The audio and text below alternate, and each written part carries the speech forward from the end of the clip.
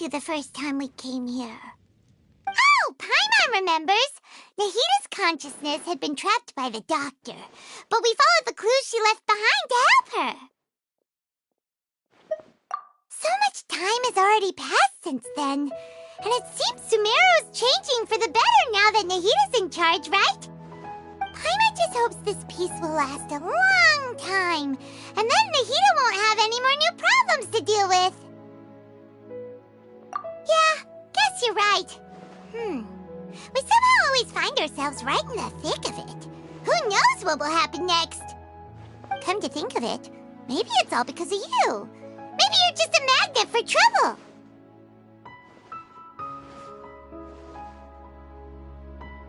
Huh? Me?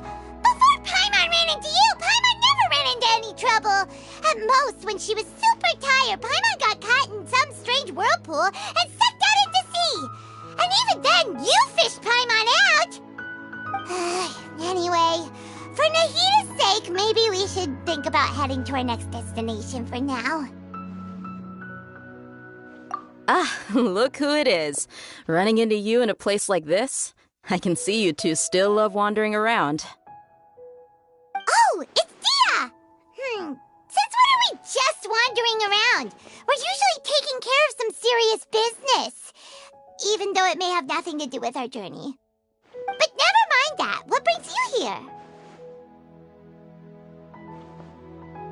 I just finished a commission in the desert for a usual client of mine.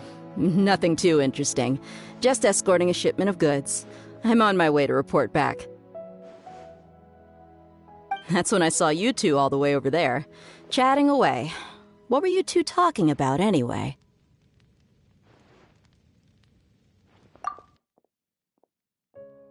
Huh? You serious?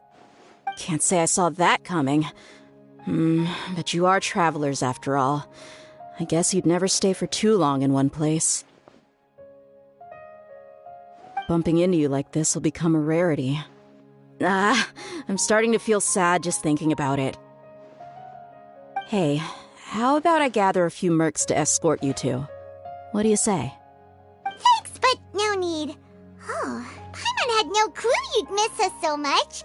But don't worry, we'll come back to see everyone when we get a chance. Sounds good. All you need to do to get to Fontaine is cross this stretch of desert and navigate some waterways. Knowing you two, I'm sure it won't be anything you can't handle.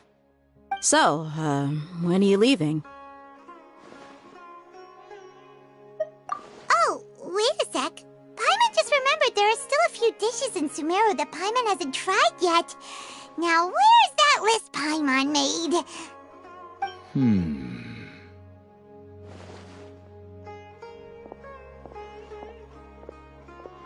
I see. Guess you won't be needing a going-away party or anything. It's sad enough to see you go like this. Though, now that I think about it, Sumeru wouldn't be what it is today without you. Seems true heroes always prefer leaving quietly. By the way, should we go say bye to Nahita? Oh, good point. Then there's no need to bother her in the real world. Then, I guess this is goodbye for now, Traveler in Paimon. Whether as a client or a friend, you're always welcome to come find me. Goodbye, Dia. Bye-bye, Sumeru.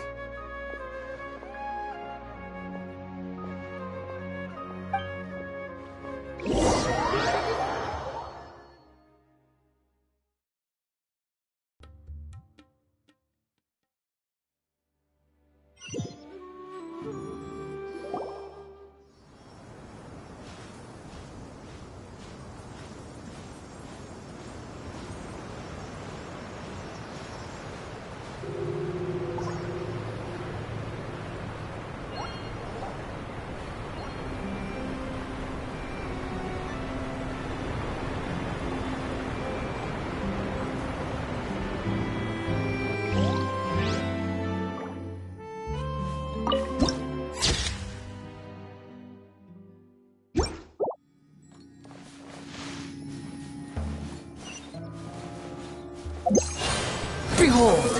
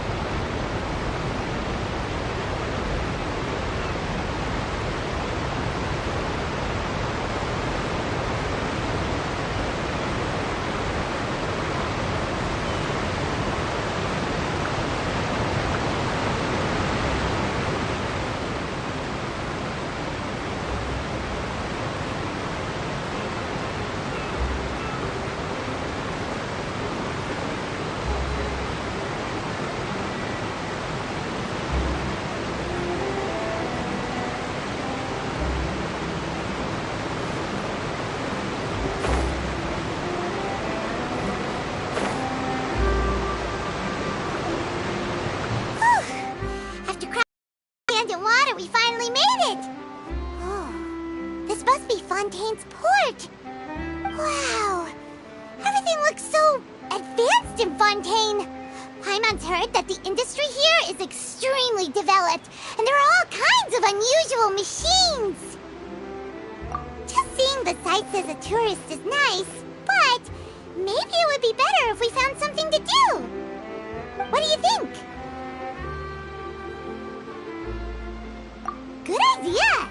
Nahida gave us loads of useful information.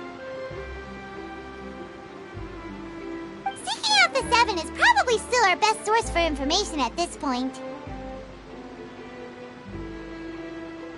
Yeah! The more we can learn, the better. So, what do you think the Hydro Archon's like? Will we get along? Nahida said that she has a very unique personality, whatever that means. To learn about a nation's god, start with the nation's people. There seems to be some locals talking over there. Let's go see if we can join the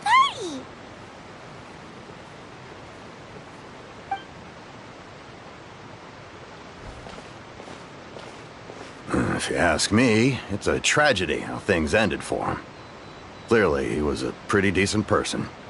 Yeah, I didn't expect that kind of ending for him. I thought he would at least fight on a little longer for his family. I was expecting a sudden plot twist, but it's a pity that it never happened. Still, his story is quite the tearjerker.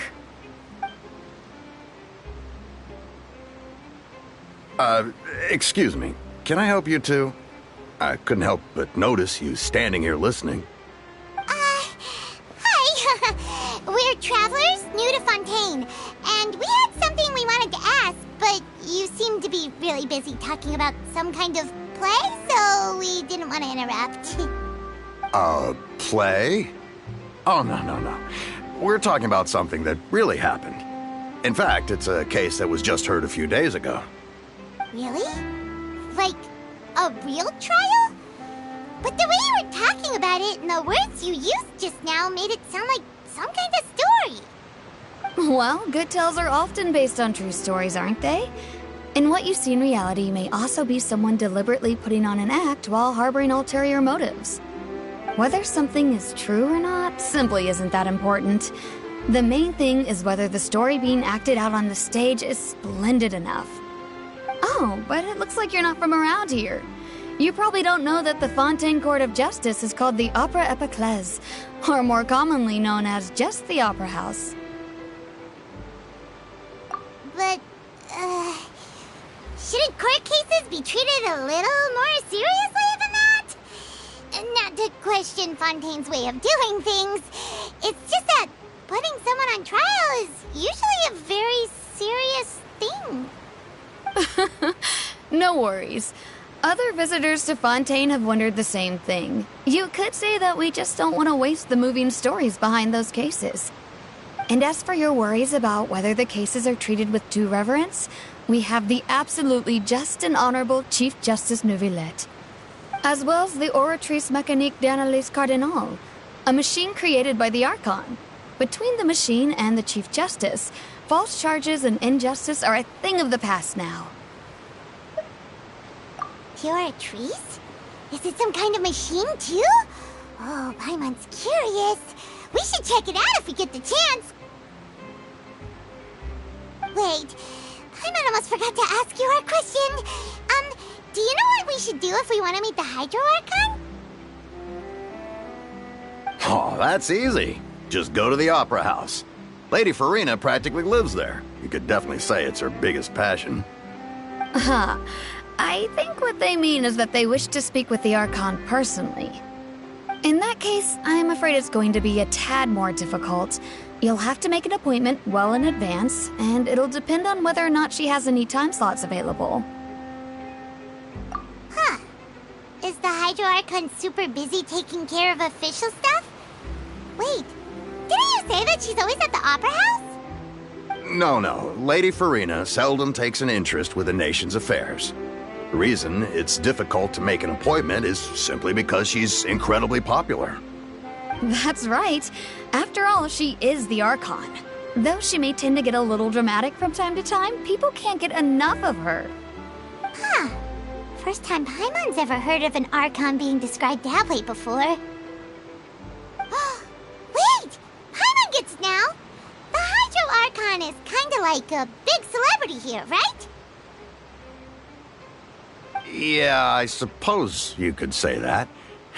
Perhaps you could even say our mascot. Hang on. This is still Fontaine's Archon you're talking about. You should show some more respect. Yes, you're right. I guess I should at least try to be a little more respectful in front of visitors. Otherwise, I might get arrested and find myself face to face with Monsieur Neuvillette. Come on. Sure, there's a lot of laws here, but nobody's going to be arrested for saying something disrespectful about the Hydro Archon. Alright, I think we get it. Thank you!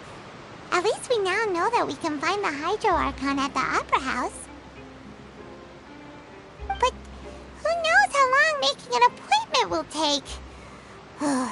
Guess we could have a look around the city in the meantime. Hey!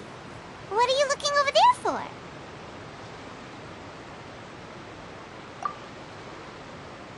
Huh. Maybe something's the matter. She isn't going to jump into the water, is she? Maybe we better go check on her.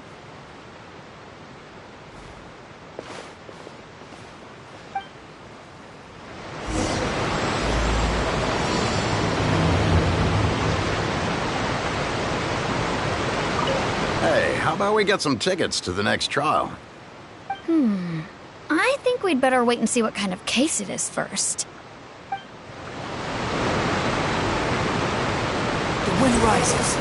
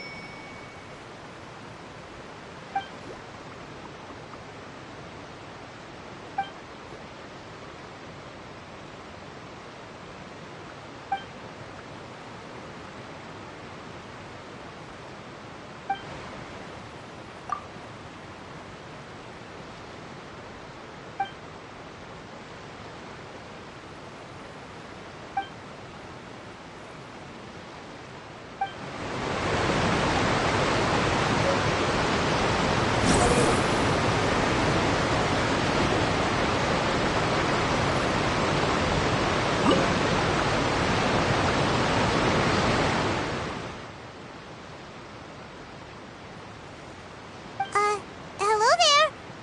Excuse me? Are you alright? Huh? I'm fine. Thanks. Oh, okay then. We just noticed that you seem to be worried about something. About many things, actually. But there's nothing I can do but just keep my troubles to myself. I was just reminiscing about a place my brother and I would play when we were kids. It was just atop that hill over there. See? You're pointing at the sea. Wait, are you saying that you and your brother lived in the water? No people call the waters around Fontaine a sea. It's actually just an inland lake that's filled with fresh water. And though I can still see that hill clearly in my memories, now it's been completely submerged. He would skip and jump, tossing sand in the wind. The sun shone brightly, and the air was filled with the scent of the sea. But now, the water is gradually swallowing our memories. It won't be long before it swallows us. Sorry. Paimon doesn't really get what you mean. I don't believe we've had the pleasure of meeting. Are you Lynette's new friends? Oh, and you are? Thanks for looking after my sister. She often comes here to reminisce about our childhood, that's all. There's no need for any concern. Allow me to introduce myself. I'm Linny, and this is my sister Lynette.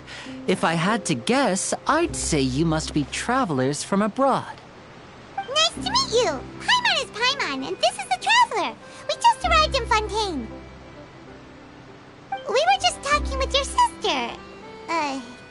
Even though we didn't really get what she was saying. I see. It's unusual for Lynette to be so willing to talk with anyone. In fact, she seldom speaks at all. I'm usually the only one she ever talks to. Oh, really? Then you two are just like us! Paimon's always the one talking for some reason.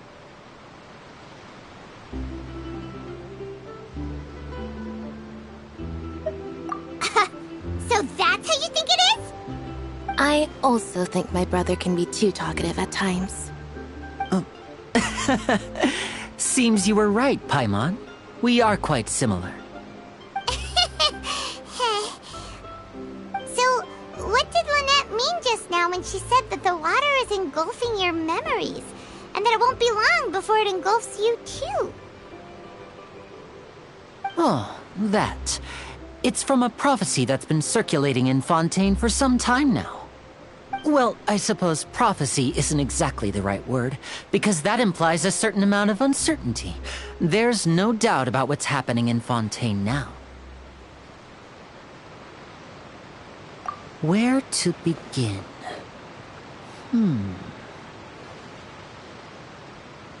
Let's put that question on hold for a moment. We still haven't formally greeted each other yet, have we? Did all the introductions earlier not count? Hello, traveler.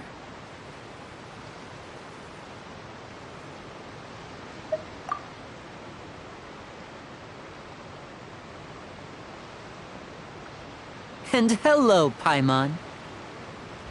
Hey! Why didn't Paimon get a handshake? You're not poking fun at Paimon, are you? Please, don't take offense. Just consider it a sort of etiquette we have here in Fontaine when making new friends. You should remember it. It might prove useful. Oh, all right then. Well, Paimon's just happy to have a local friend now. By the way, we were just getting ready to go to the Opera House to meet the Hydro Archon. Would you be able to show us the way? So you're going to see Lady Farina? No problem at all. In fact, I was planning to go to the Opera House later myself. I'll gladly take you once I finish things here. Please, follow me.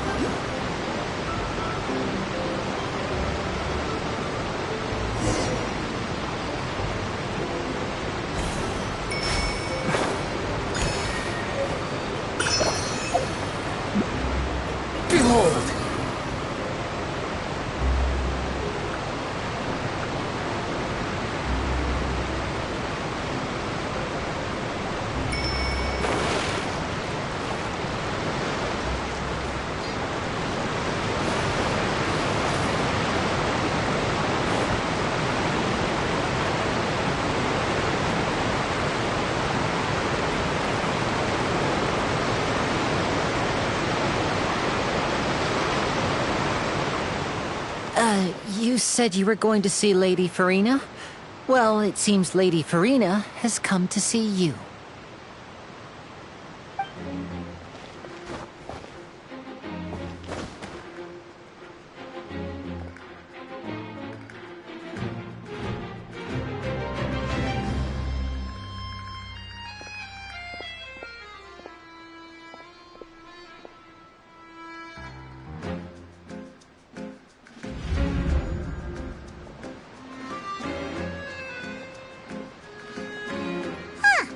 So, she's the Hydro Archon? But how did she know we were looking for her? My dear people, rich and poor, those with cup in hand and those with nothing at all, raise your glasses in celebration. If you don't have one, then just raise your hand in lieu.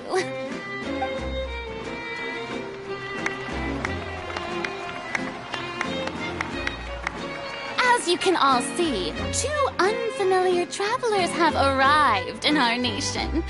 Come, let us make a toast in honor of this traveler and his companion who have journeyed here from distant lands.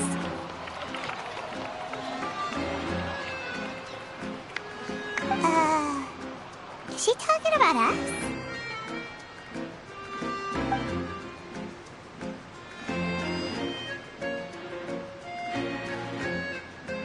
I've long heard of the turmoil and chaos you've left in your wake as you visited other nations. But I welcome you nevertheless. No, I have come to receive you personally. Fear is for insignificant cowards. I am a god, and I will never entertain the notion of such meaningless wariness. You can be rest assured, I see clearly your sincerity. Of course, seeking an audience with me is the most sensible thing to do. It will allow you to truly behold my power and witness my authority. Intelligent people always gather under the correct banner. I, Focalor, hereby welcome you to the nation of Hydro and acknowledge the value and significance of your trip. Now, you may rejoice in this.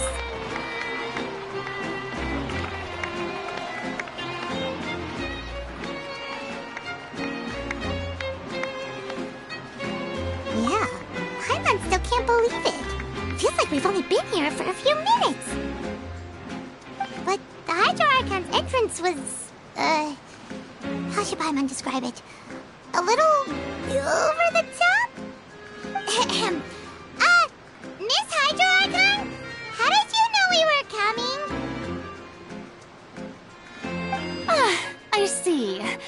As Outlanders, you inevitably lack even some of the most basic understanding. Don't forget that even the gods can be divided into the mediocre and the excellent. I suppose it's only natural for you to be awestruck by my abilities. You had best stop and consider. Do you really have the noble qualities and etiquette necessary to communicate with a god? All it takes is a flick of my finger for me to know everything about you. Whoa, talk about sounding high and mighty.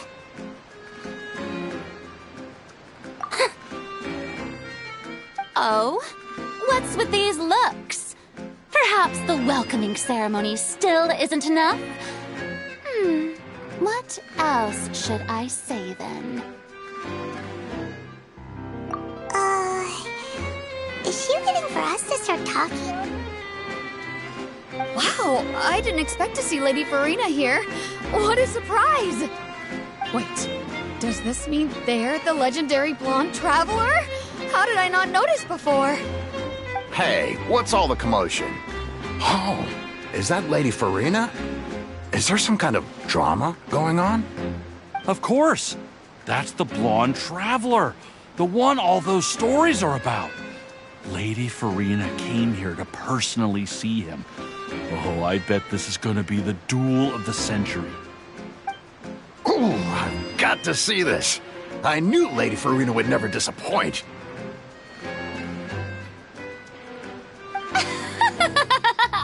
Yes, but don't get too excited now. My dear believers and spectators alike tend to get quite rowdy, and despite the noise, I've come to tolerate all their ruckus.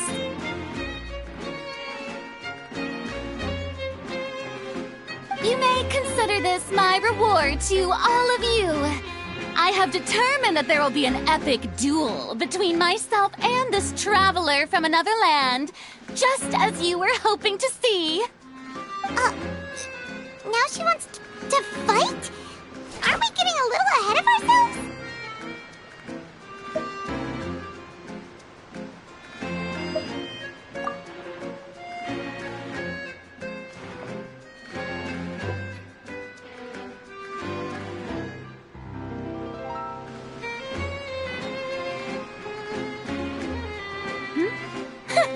Are you not afraid? Might I remind you that this is a duel against the divine? What are you trying to do, traveler? Provoking a god in front of her people? Stand down, Clorinde. I admire his bravery. Few have the courage to draw their sword against a god. He is obviously a true warrior. Unfortunately, people nowadays only crave to be thrilled, and a mere duel will not slake their thirst for excitement. Huh. Yeah, she's right. Just a duel wouldn't be all that interesting. On Araneus, criminals are always requesting duels to defend their honor. You're getting a bit old, to tell the truth. You see. Then, as the god of justice, I shall face this traveler in another kind of duel. A duel in court! All right! Now that'll be worth seeing! Right. This is Fontaine, after all. Such a grand opera house, it would be a pity not to use it. Why do you care so much about the crowd's reactions? Seems you've spent a little too much time in the opera house. Besides, how exactly do you plan to have a duel in court? You mean you're going to put us on trial?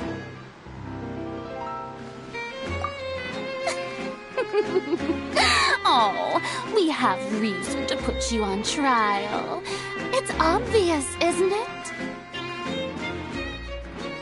According to Fontaine law, no one is permitted to release any flying objects within Fontaine city limits during the first 3 days of each month. You are clearly guilty of violating this law, no? Oh, so that's what they've done wrong. That's our Lady Farina. No one knows the laws of Fontaine like she does. You call that obvious? What kind of law is that? Wait, flying object? You mean Paimon? Precisely! Now, if you two have no objections, then in the name of the Hydro Archon, I order your arrest. My apologies, Lady Farina. I don't mean to spoil the fun, but if you would allow me to interject, I don't think that Paimon here meets the definition of a flying object. You tell her, Linny! Finally someone who's not crazy. How could anyone call Paimon a flying object? Ah, great magician Linny, my beloved citizen. I'll permit you to object, but how exactly do you plan to prove your claim? As a magician who just rained on your parade, I naturally should shoulder the responsibility of saving the show. So, with such an audience gathered here, allow me to perform a trick for everyone.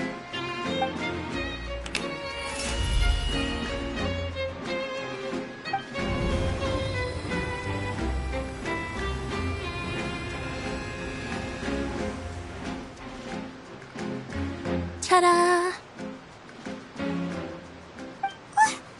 What's that on Paimon's back? Hey, when did you do that?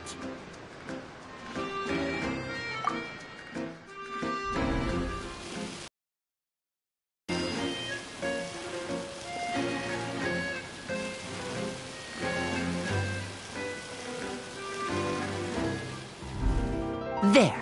As you can all clearly see, Paimon should be classified as, well, something like a balloon. This rope has been in the traveler's hand all along. It was just that no one could see it before. Huh? You call that magic? You've got to be joking. I thought it was pretty good. Nice one. Huh. I'm not sure what to think. It seems Lady Farina's charges no longer hold water.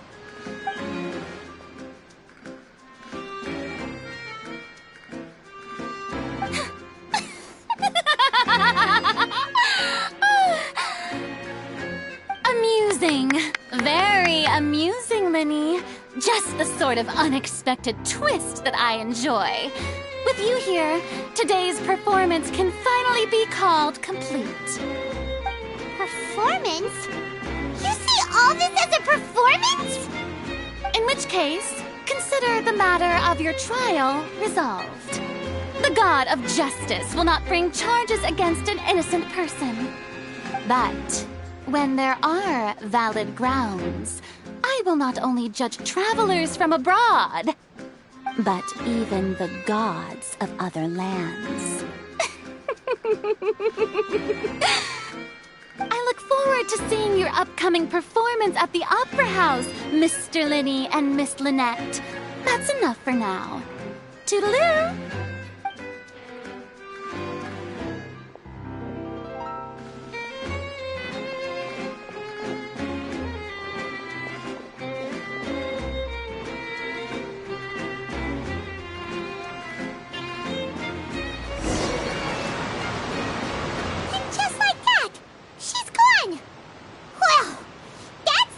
Unpredictable Archon Paimon's ever seen. You never even had a chance to ask her anything.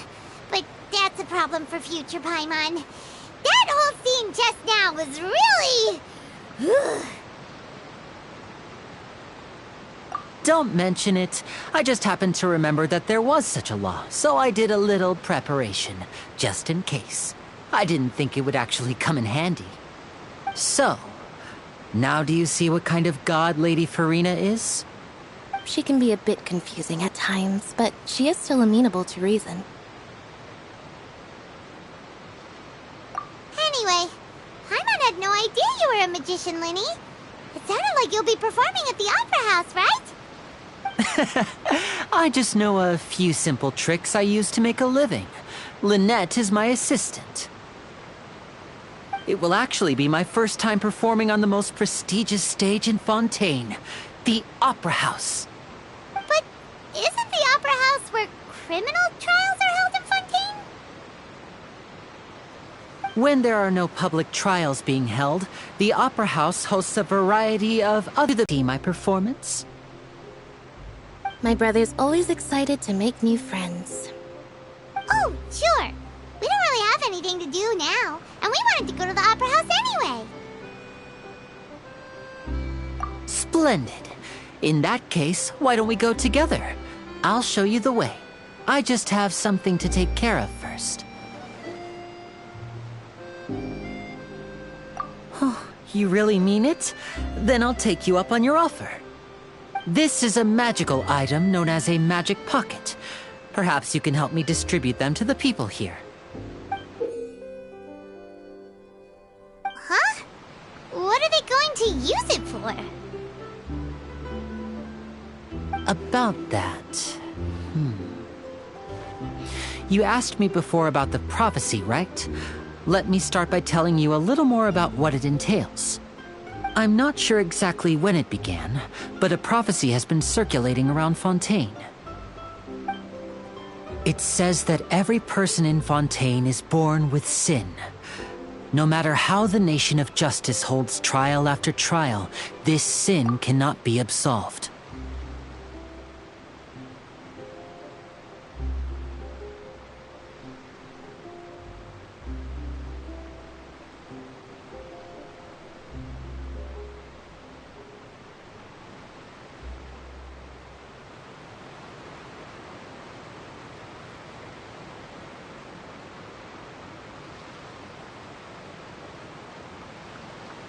Until one day, the water levels in Fontaine will rise, and the sinful people will slowly be drowned. In the end, the people will all be dissolved into the waters, and only the Hydro Archon will remain, weeping on her throne. Only then will the sins of the people of Fontaine be washed away. That sounds pretty gloomy. Why are people in Fontaine born with sin? What is that supposed to mean? There are lots of guesses. Some say that the ancestors of Fontaine stole the power of the seas and stirred its wrath. Others say that the people of Fontaine never heeded the first Hydro Archon's warnings and offended Celestia. But here in Fontaine, evidence is what matters. There hasn't been concrete evidence for any of these claims, so they can only be regarded as conjecture. If even the people in Fontaine don't know what sin they committed, wouldn't it be better just to ignore the prophecy completely? Why bother feeling guilty all the time? That's exactly what the people did at first. But in the last few years, the water levels in Fontaine have actually started rising.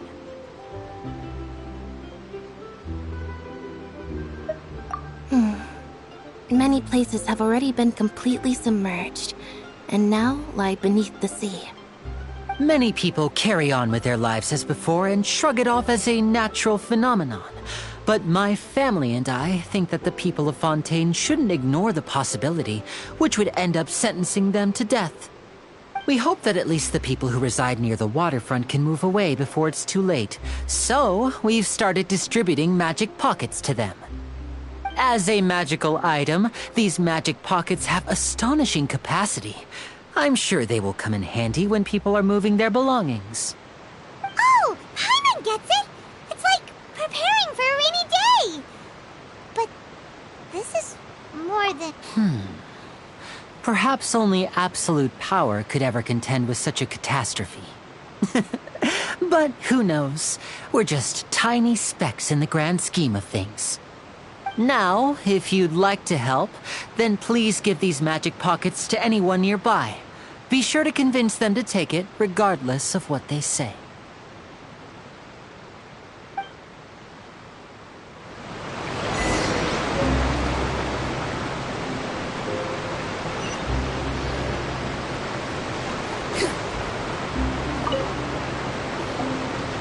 What's this?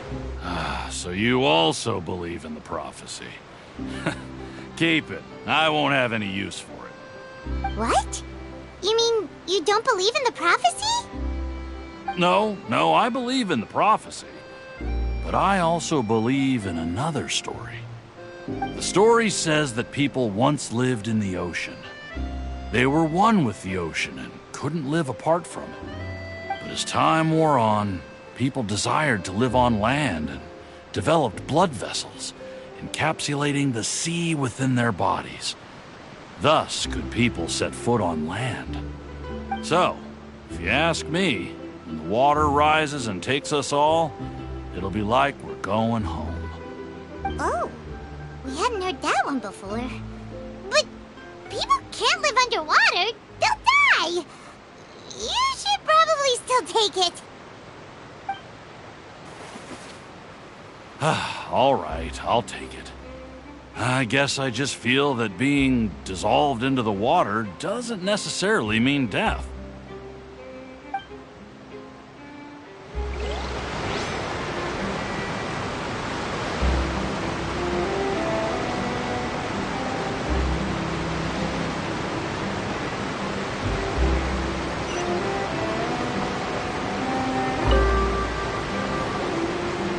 So you're the blonde traveler that everyone's been talking about. My apologies for not recognizing you earlier. Oh, a magic pocket? Seems you really thought of everything. I guess it's better to prepare for the worst and hope for the best. Thanks. Please, also thank the magician on my behalf when you get the chance.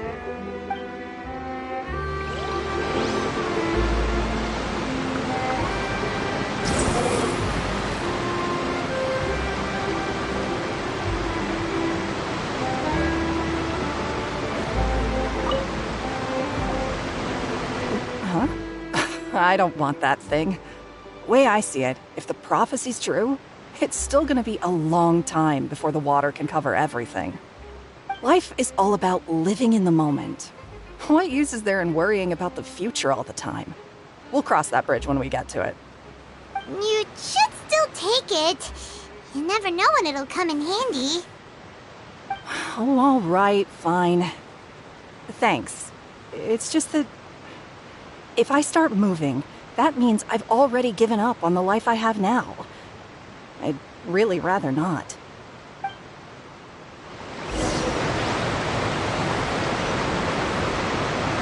Squall Fury!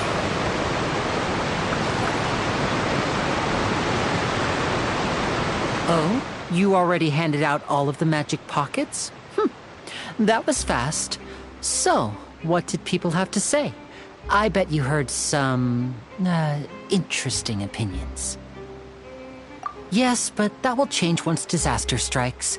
I know they'll change their minds, so it's only right to help them prepare. Is there anything else you need to do before we leave? Yes, one last thing. I have the magic pockets made by a workshop in the court of Fontaine. Since we're out and about, I was thinking about bringing him some more materials. So, you want to collect materials? Just tell us what the materials look like and we'll help. Many hands make light work. Oh, that would be much appreciated. We'll need some romaritime flowers. I remember seeing them near the waterfront on the east side of the harbor.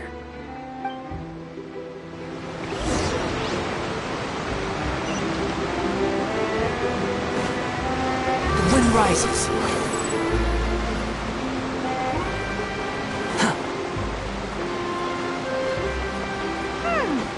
It seems we have to use hydro to collect romaritime flowers.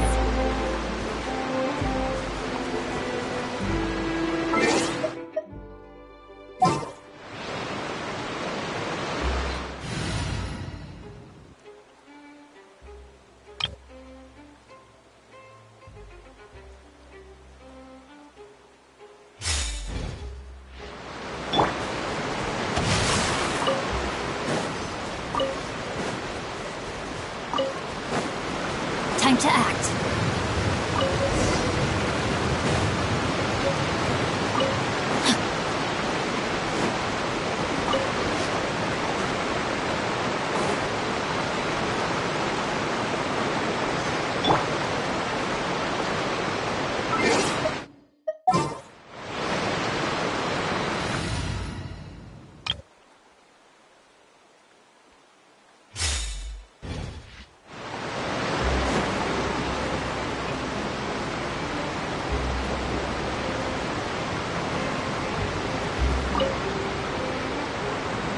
You made quick work of that. I can tell you're an experienced traveler.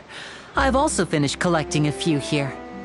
Maybe next time you'll feel like helping too, Lynette. No way. I'm in power-saving mode today. Otherwise, I fear I may not have any energy left for the performance at the Opera House. Fine. Though the performance is still a long way off. Now that we're finished here, we should get ready to head back to the court of Fontaine. So, we're going to the court of Fontaine before we head to the Opera House? Good. Paimon wants a tour of Fontaine's largest city and try...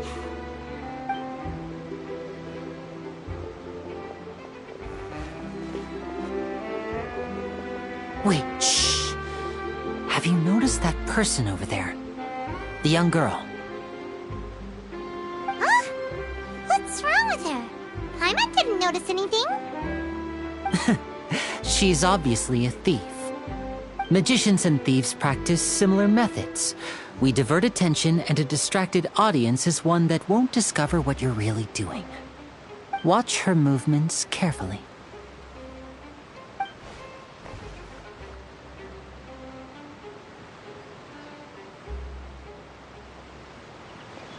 Oh, he's right! Shh, keep your voice down. We need to think of a way to catch her, but it seems she's very alert. Perhaps we should split up.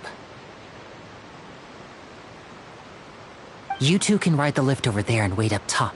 I bet that'll be her escape route if she tries to run. All right, let's go.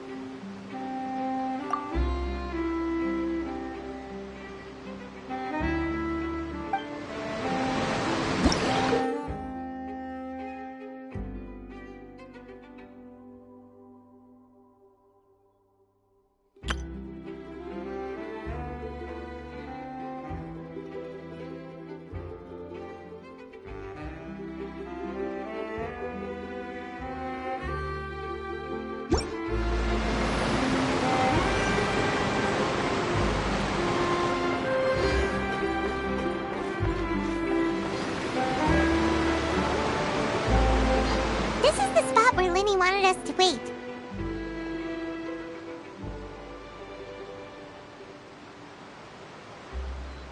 Oh, look! Isn't that her?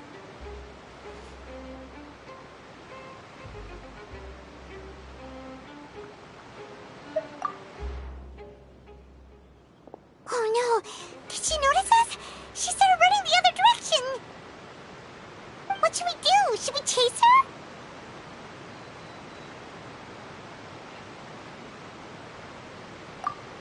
You're right. She might also be trying to lure us away.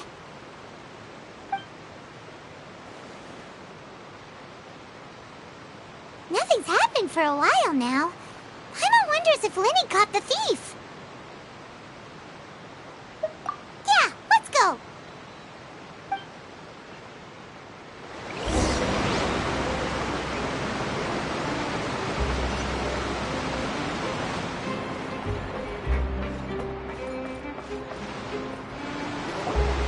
Are you sure that's all she took? You should check to make sure you're not missing anything else. No, that was all. Oh, I can't thank you enough. I didn't notice a thing earlier. Anyway, I should be going now. Thanks again. Oh, were you returning what the thief had stolen? That's right. Pity I wasn't able to catch her.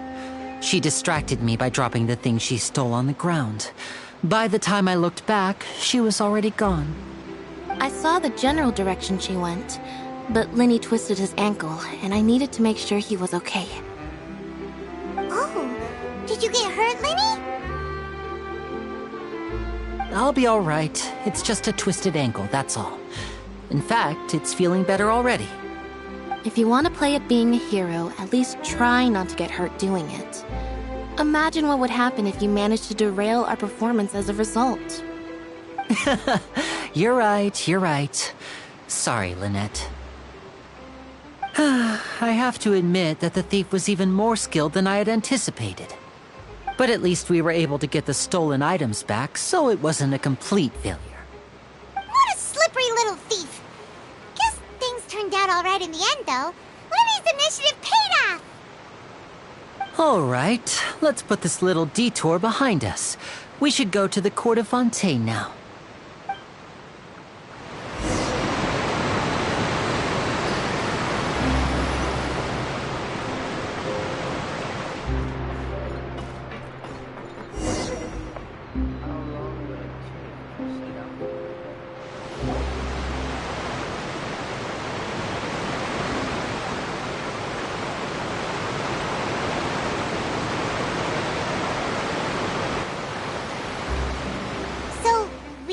This thing to go into the city?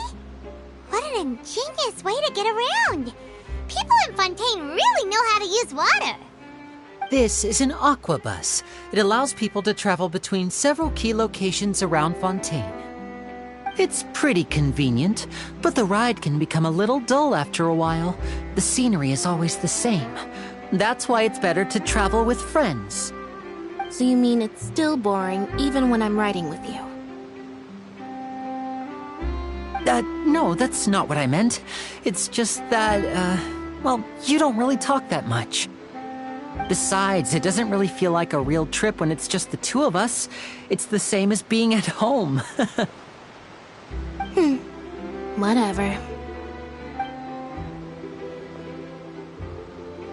Guess that's what it's like to be an older brother. It's about time for us to leave. Let's get on board.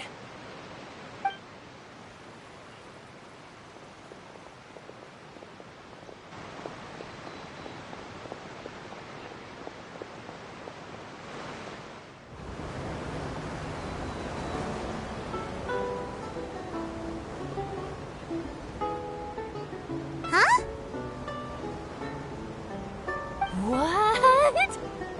Traveler! Paimon! Charlotte!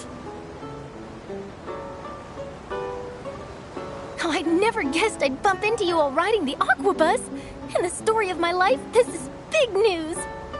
What are you doing in Fontaine? I didn't hear anything about you paying us a visit. Yeah, it's quite the coincidence. But as travelers, we're always on the move. It's not surprising that nobody knew we were coming. Though we still have no idea how the Hydro Archon knew about us. Oh, let Paimon introduce you to our new friends! Oh, no need for introductions, Paimon. I would recognize the great magician Linny and his assistant Lynette anywhere.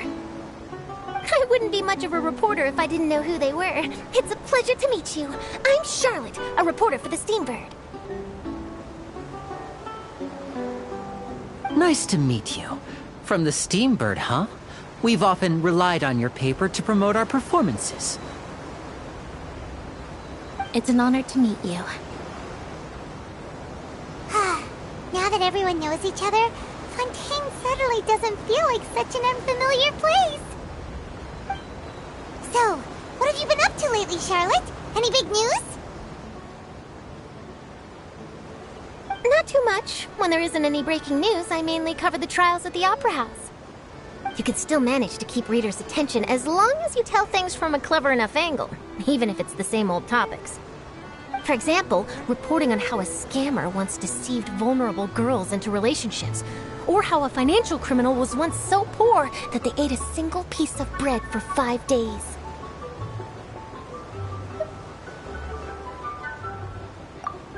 You're right. Seems you know me pretty well. What I'm really after is exclusive, sensational news pieces that could shake the country. These smaller stories are a waste of my talents. Oh, I just remembered. I've been following a case lately. Well, a series of cases, actually. You mean the serial disappearances of young women case? That's right! These stories are the talk of the town right now, and it's probably the most mysterious case we've ever seen. If I'm the first with a draft ready to publish when the case is finally cracked, and it's the headline story in the Steambird, oh, when that happens, I bet all the other reporters will shed tears of envy. I've already gathered all kinds of materials. I just can't wait for the truth to be revealed. So, what is the serial disappearances of young women case? You mean the culprit hasn't been found? That's right. The first missing girl case happened almost 20 years ago. And ever since, after a period of time, another girl disappears. What the cases have in common is that the girls are all of a similar age, and that they've all vanished without a trace. But the scariest part is that to this day, none of the girls have ever been found. Many suspects have been arrested over the years in connection with this case, but shortly after each arrest, another disappearance would always happen. Yes, it's possible. But either way, I believe that every case has some precise truth behind it, waiting to be exposed. Yes, I agree. And at the very least, the family of those missing girls deserves some sort of explanation. I just imagined for a second what I would do if Lynette were to suddenly disappear. I'd pay any price to get her back, and then find a way to track down the culprit. Please don't imagine that, Linny.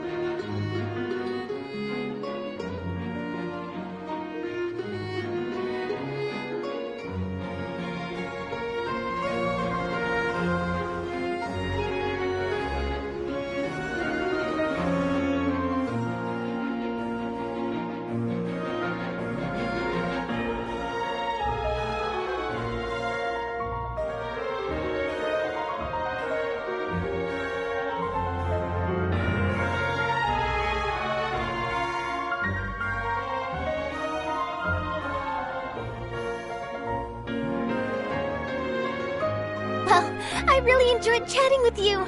Life should be full of pleasant little surprises like this. Yeah, us as well.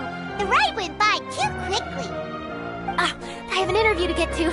I should get going before I'm late. Okay, Paimon hopes we can chat again soon, Charlotte. See ya!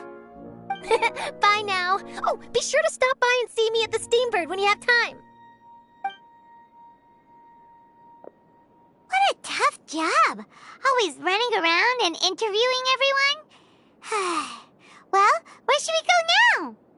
If you don't mind, how about we stop by my home first? Besides, I still have all the materials we collected. Sure, we wouldn't mind at all. This city is so huge, Paimon wouldn't know where to start anyway.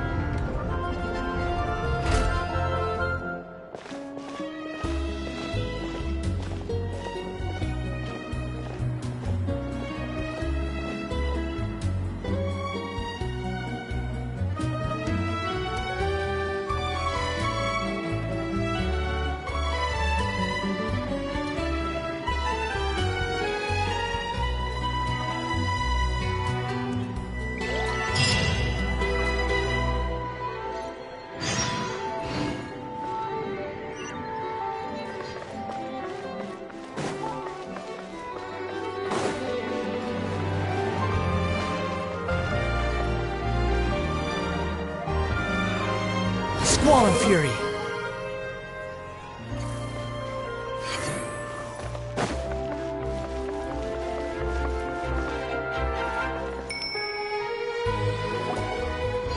This is our current abode. Ah, Fremine, you're home. Where did everyone else go? I have some new friends that I would like to introduce. Oh, they all just went out a moment ago.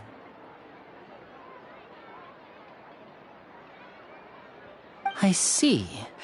Everyone is getting busier now that Father will be returning soon. I suppose that can't be helped. Allow me to introduce you to my little brother, Fremine. He is a phenomenal diver.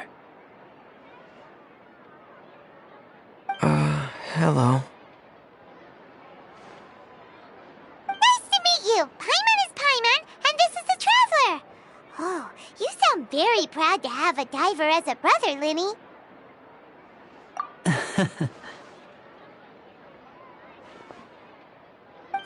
Linny, could you come here for a moment?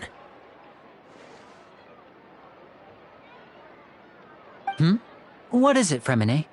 Do you have something to tell me?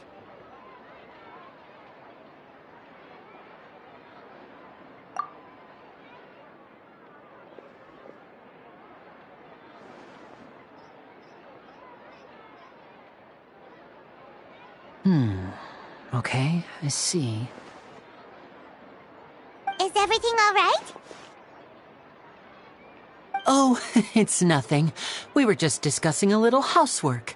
Sorry for the interruption. Oh, before I forget, the Traveler and I collected more materials to make magic pockets. Were you able to get any, Fremine? Yes, I went diving and gathered lots of materials. I was about to give them to you.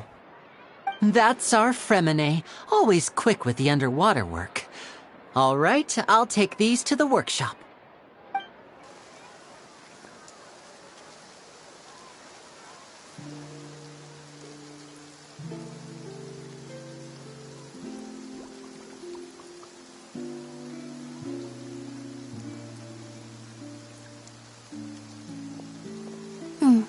Looks like rain.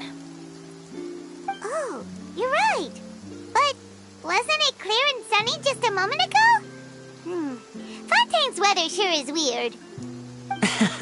I'm afraid that's just how it is here. It often rains on days where there are trials being held in the Opera House, but don't worry, it'll clear up soon enough.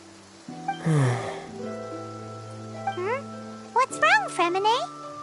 There's a legend about the rain that I tend to believe. It's said that a dragon of water once resided in Fontaine. Though we don't know where the dragon went, every time it weeps, the skies will cloud up and pour out rain. When I was a child, my mother told me that if I wanted to go outside and play, I should yell toward the sky at the top of my lungs. Hydro Dragon! Hydro Dragon! Don't cry!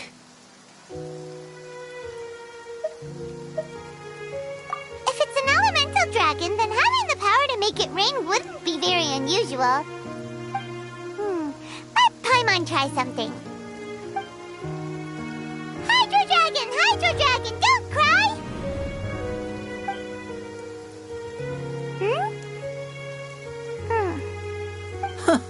Doesn't seem to be of any use.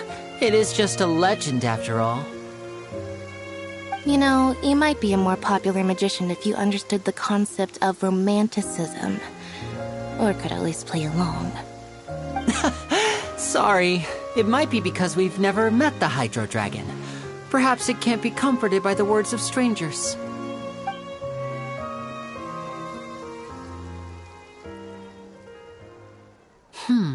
It rained for longer than I suspected. Oh, it's already getting late. Was there something you needed to do, Linny?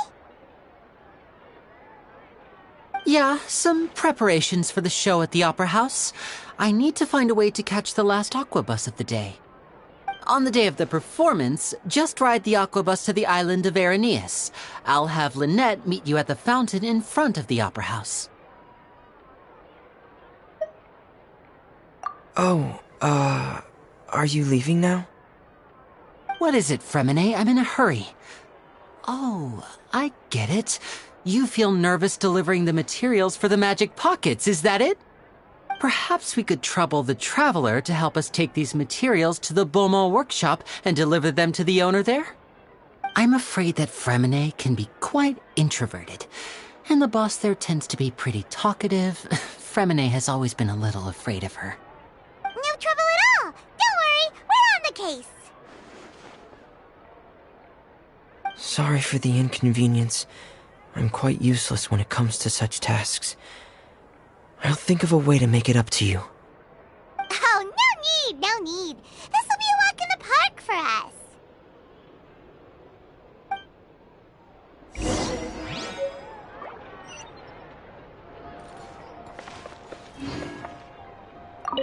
Thanks again, you two. I really can't deal with that lady. Wind rises.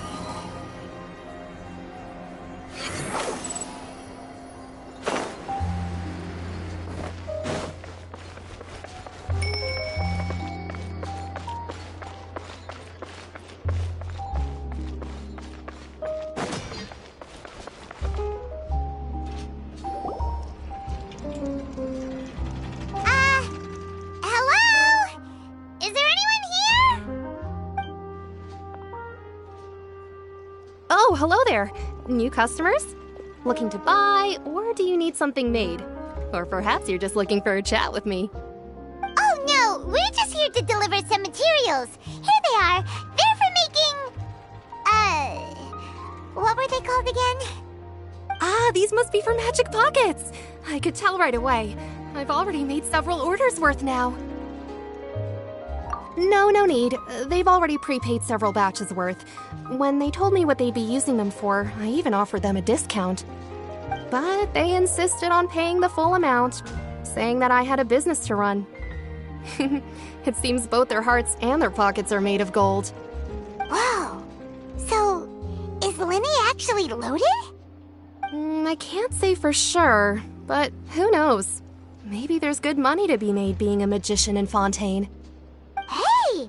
Is this machine what you use to make stuff here? It looks really advanced. Why use your hands when a machine can do the work? It would be a waste not to use the latest technology, and wasting is a kind of crime. But where does a big machine like that get its power from? Well, it's a little complicated. I'm not sure I can put it in layman's terms for you. But basically, everything we usually use here in the city is powered by indemnitium, It's a type of energy that's produced from trials. Huh? How can trials produce energy? Well, I'm not completely sure of all the details myself, but basically, when a trial is in session, the oratrice mécanique d'analyse cardinale harvests people's belief in justice and converts it into energy to be used all around Fontaine. So that's what its other function is? Paimon heard that the oratrice was created by the Archon to make judgments. But Paimon still doesn't get it. How could something unreliable like people's beliefs be turned into a stable power source for these machines? Oh, yeah! So that means the Hydro Archon relies on the machine to take the energy created by belief and turn it into power for all of Fontaine, right? Even though I've never heard anyone really put it that way before, it sounds like it makes sense. Besides indemnitium, we have another type of energy called pneumosia.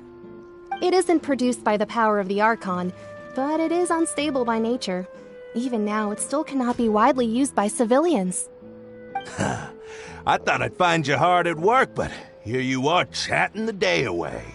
Since you're already talking, I'm sure you wouldn't mind a few words with me. You again? Didn't I already promise you that I'd have the more I owe to Confrérie of Cabriere by next month? Why are you hounding me now? Yeah, but how do we know that you won't go running off by the end of this month? I want 50% today. Wait, no, 70%. Huh? You... Seems business isn't so great for the workshop. We've already finished our job and delivered the materials. Maybe now's a good time to leave? Hey, hold on! Before you go around trying to collect payments, why don't you settle your own debts first? If Confrérie of Cabriere wants to poach clients from Northland Bank, that's fine. But I'm afraid you still owe the bank a hefty sum of mora. So why don't we work things out between us first, before you get back to your little conversation here? You're from Northland Bank. But we said we'll pay everything we owe next month. Why are you hounding me now? Traveler, Paimon! I didn't think I'd run into you here in Fontaine. What are the chances? We're surprised to see you too! What are you doing here in Fontaine? You didn't want to stay in Snezhnaya? Long story short, I've already been in Fontaine for some time now, and honestly, things have been pretty boring. But it seems that fate brought our paths together today. Not only will I have some good friends here now, but ones who always seem to find trouble. Either way you look at it, it seems things are going to get a lot more interesting now. Pretty sure we'd want to avoid anything that you'd find interesting. Besides, our trip here has gone pretty well so far, right, Traveler?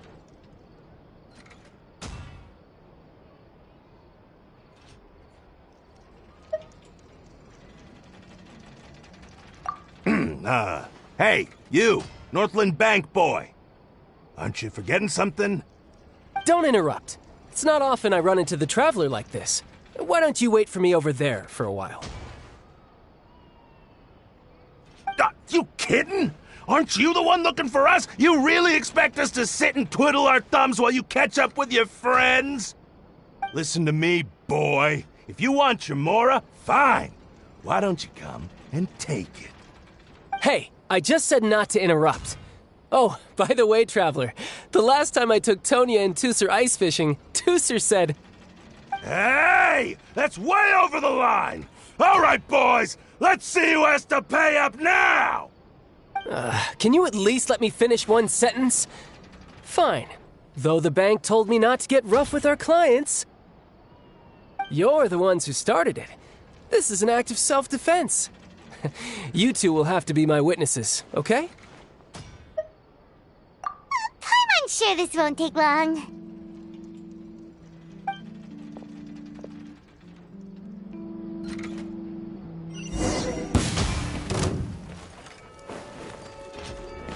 Tidal wave!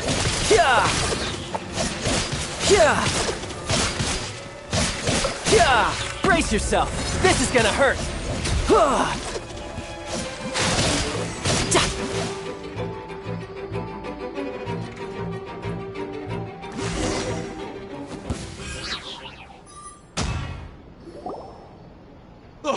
What's your deal, Brad? How are you so strong if you're just a staffer from Snezhnaya's Northland Bank? Wait, don't tell me you're... Oh, now you notice. It's a little late, don't you think? Just make sure you understand that you don't mess with Northland Bank. Got it?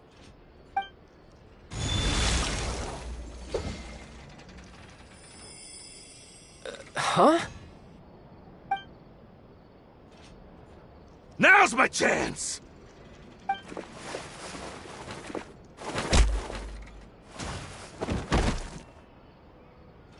Huh.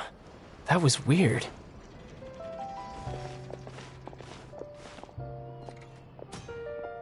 I'm not sure. It's as if I suddenly lost control of my hydro powers when I needed them. Maybe there's something wrong with my vision? Strange. How could that happen? First time Paimon's ever heard of someone losing control of their vision. Never mind. It doesn't matter. If I want to stay sharp, I shouldn't be relying too much on my vision anyway. Besides, I always have my delusion in case I need it.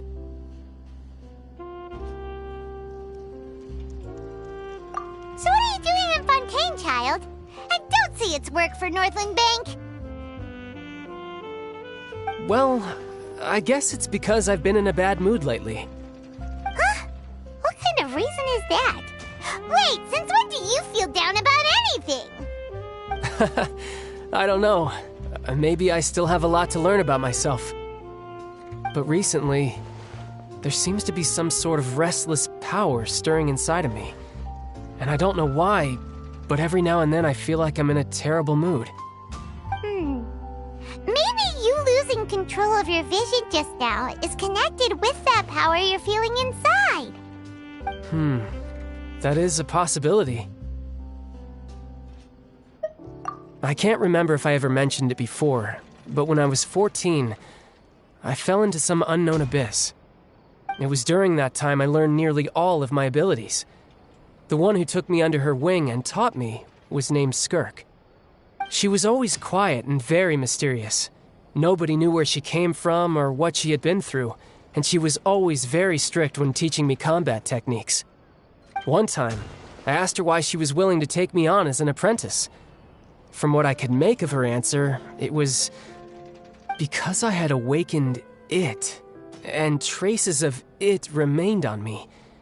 She said that all my combat training would be useful in the future. But what is it? What did you awaken? She never explained that, but my guess is that it's related to a dream I saw when I had just fallen into that abyss. In my dream, I was in the deepest depths of the sea, and the boundless seabed was all around me. But in front of me appeared a whale that was so massive, I felt like I couldn't breathe. A whale? Oh, that sounds familiar! When we fought against you before, you summoned a huge whale that seemed to leap at us.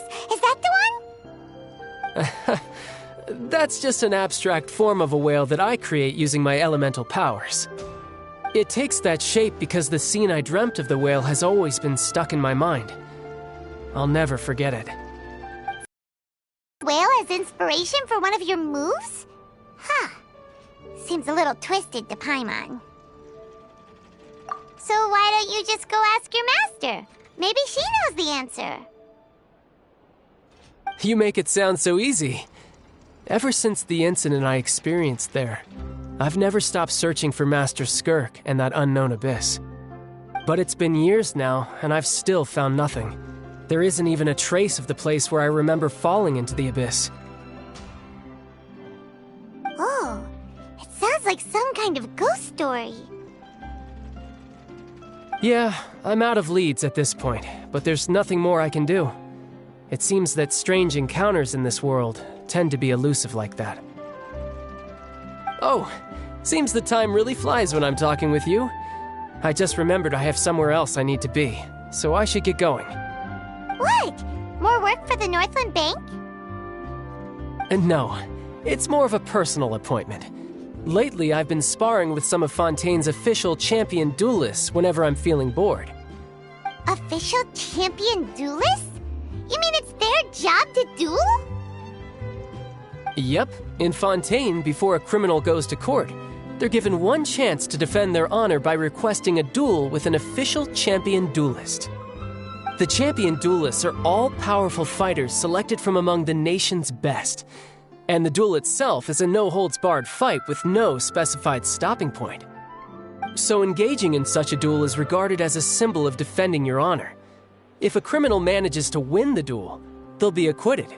But if they lose, they'll have no choice but to stand trial. And the worst-case scenario is that you're simply killed in the duel. Though it's rumored that Fontaine has a death penalty, from what I can tell, no one has ever been officially sentenced to death. So really, the only people who opt to duel are those who have suffered a grave injustice in being accused, or those who greatly value their honor. Otherwise, why gamble with your life? So, do many people actually get out of their trials by winning the duel? Apparently, it's exceedingly rare for anyone to actually win. Fontaine probably enacted this system as a way to show that the nation respects the honor of its citizens.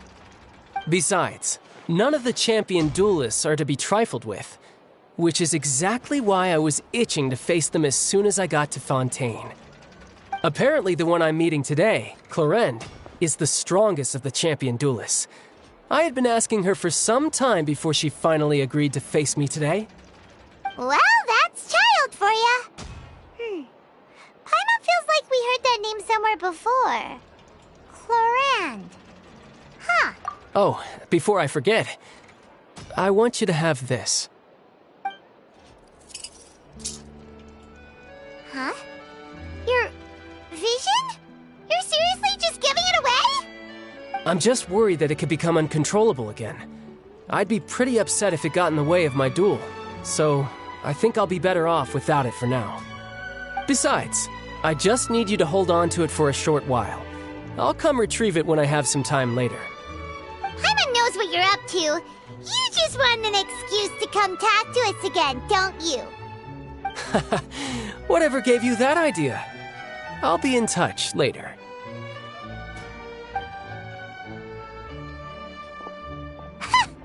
That sneaky guy.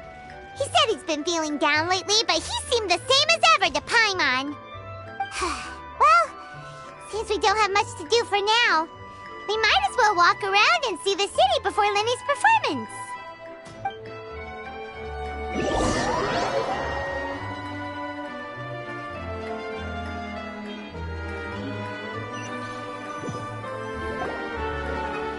Wow! Who could have seen that coming? The reporter who was barely around for most of the story was the murderer all along! Sorry. Paimon was just surprised, that's all. Paimon never saw that twist coming. The murder mystery novels here are amazing! The whodunits here in Fontaine are a lot different than the light novels you see from Yai Publishing House. Both have their merits, but Paimon thinks this style of novels are more, well, novel. It's so exciting to reach the moment when the mystery is uncovered, especially in the one Paimon was just reading. You should buy a copy and read it too. Oh, sorry about that. Paimon will be more careful next time. Hey, shouldn't we be heading to the Opera House to see Lenny's performance soon? It's almost time for the show to start, so we should get going. Lenny said that the Opera House is on Aranias, so let's go ride the Aqua Bus.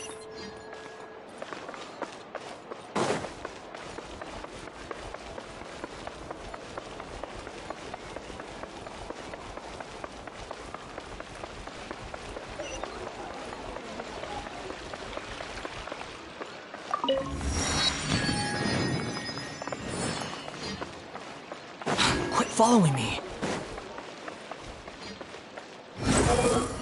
Upon the gale.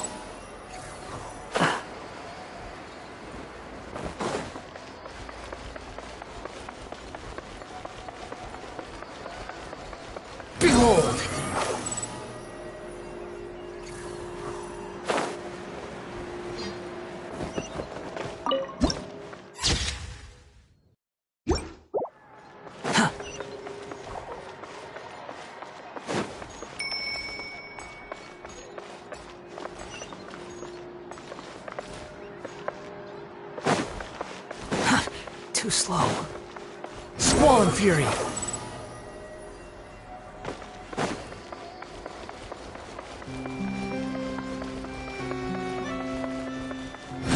Upon the gale!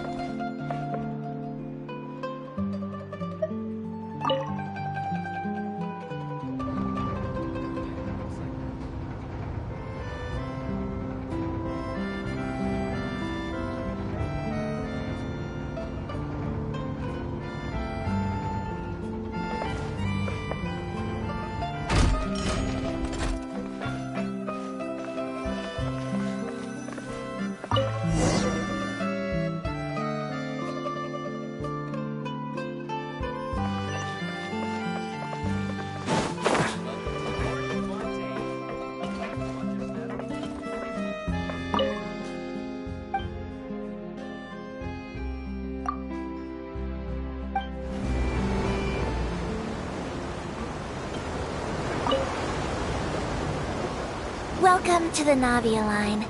I am Elfan. The boat will be departing imminently. Please do not stick your head, hands, or other body parts outside the boat. The Aquabus operator is not responsible for any accidents or injuries resulting from doing so. Also, please remember to buy the Steambird, though I don't read it myself. The destination of the current tour is Arenias. Points of interest worth visiting include the Fountain of Lucine and the Opera Epiclese. If you look to the left in the direction we are currently traveling, you will see the famous Fontaine Research Institute up in the sky. An experiment gone wrong turned new sightseeing opportunity. Human ingenuity truly is a wondrous thing.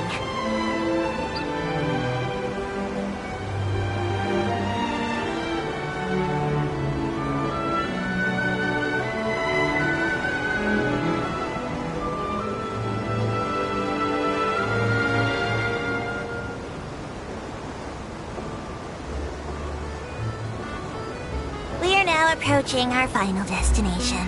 Please be sure to bring all your personal belongings with you as you disembark. Even though I will take any forgotten items to the lost and found, the paperwork is rather annoying, as Melusine hands are not suitable for grasping pens. Please be careful when disembarking. It has been my honor to be your tour guide this trip. Thank you.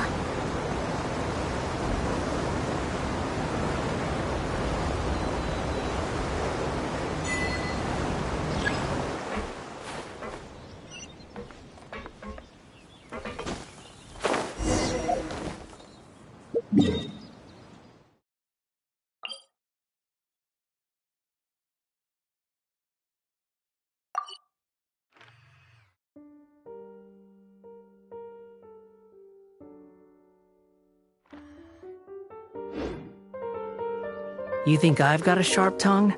I just... Behold!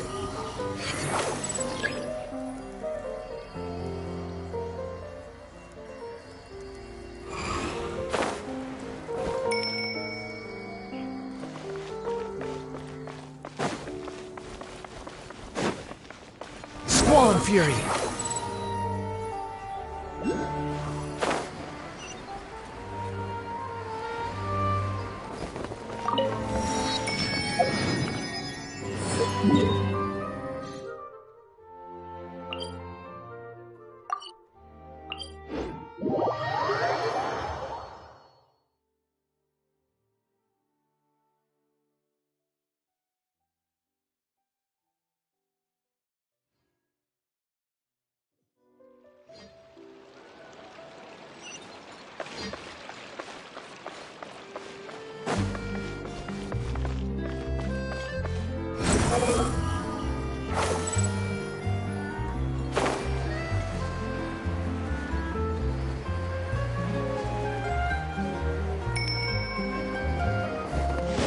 Behold!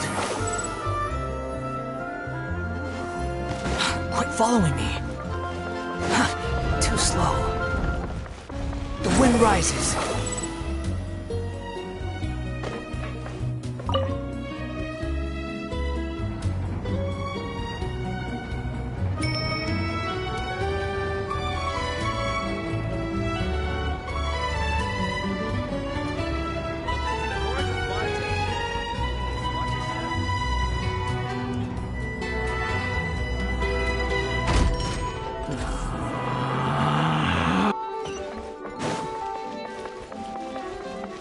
Squall Fury!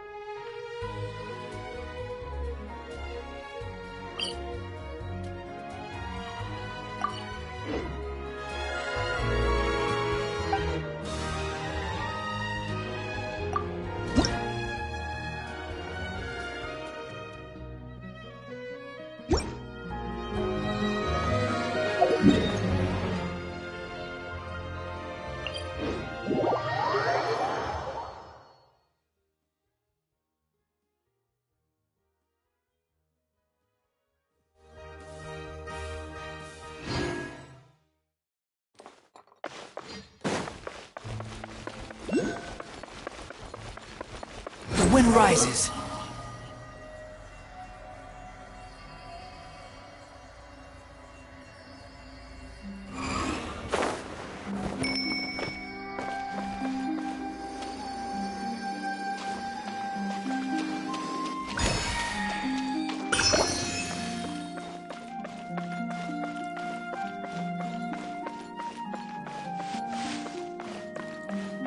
Quit following me.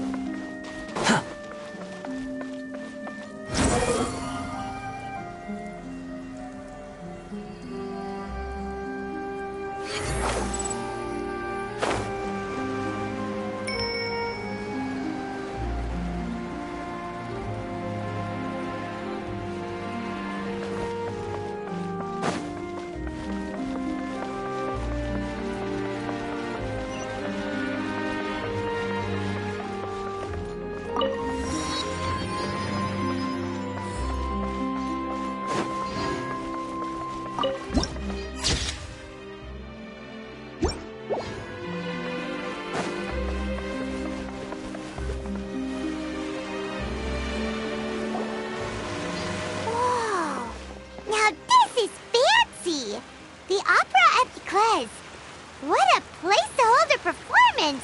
No wonder Linny and Lynette were looking forward to it. Huh. Looks like there's a lot of people standing around the fountain up ahead. Oh, Archon, please bless us with a bright and healthy child. We pray. I don't know why you always feel the need to ask so much. I'll be happy as long as our child is healthy and lives a peaceful life. I guess if they're our kid, then there's no doubt they'll turn out smart. Maybe this is one of the customs in Fontaine. There sure are a lot of couples here. Vache.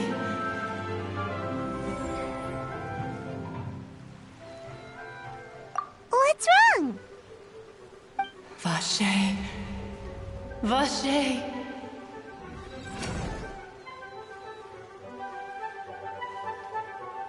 No, Paimon didn't say anything. Are you hearing things? Welcome to the Fountain of Lucine. All the water flowing through Fontaine converges here. It's customary for newlyweds to come here and wish for children. Lynette! You scared Paimon! When did you get here? Lenny asked me to wait here for you, remember?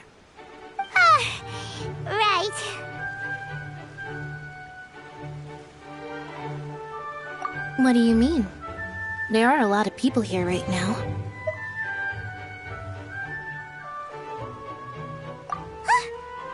Hey, you're not trying to scare Paimon, are you? Besides, it's the middle of the day. It's not the time for eerie things. I see. I might be able to tell you something that could help explain the voice you heard. In fact, you might not be imagining things at all. I suspect that what you heard is a result of your hypersensitivity to the hydro element. Others in my family have had similar experiences. It's because of his sensitivity to the hydro element? But what would hearing a voice have to do with elemental power? When do you cry, Paimon? Wait, what? What does that have to do with anything? Just answer me. When do you cry?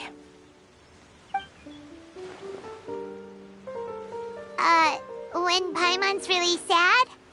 Oh, and when Paimon's super happy. Oh, and also when Paimon's really, really scared. Then you should understand that tears contain your most intense emotions. Like I just mentioned, the Fountain of Lucine is where all the flowing water in Fontaine converges. Even the tears that fall to the ground will eventually gather here. So maybe what you heard was the intense emotion coming from someone's tears. So, what did the voice say? If you were hearing their emotions, then Paimon wonders what happened to them. Rather than worrying about them, we should worry about my brother first. Don't let that calm look of his fool you. He tends to get pretty nervous just before a performance. So chatting with Linny might help him relax a little before he goes on stage. Oh, right. That makes sense. Let's go in and see Linny.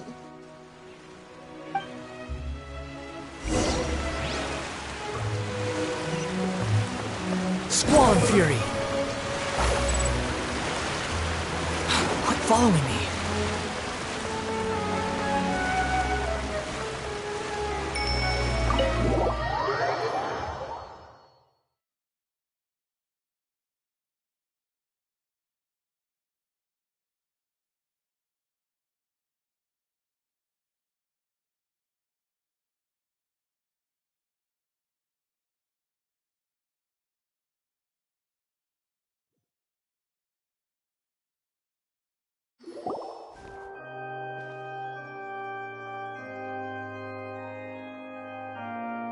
Traveler and Paimon, good to see you. I knew you two would come. Are you kidding? We wouldn't miss it for the world. We've been looking forward to it. I can tell, judging by how early you've arrived. But you're actually right on time. The audience still hasn't started entering the venue yet, which means now is the perfect chance for us to take you to the best seats in the house. Wait just a moment. I'll fetch the tickets.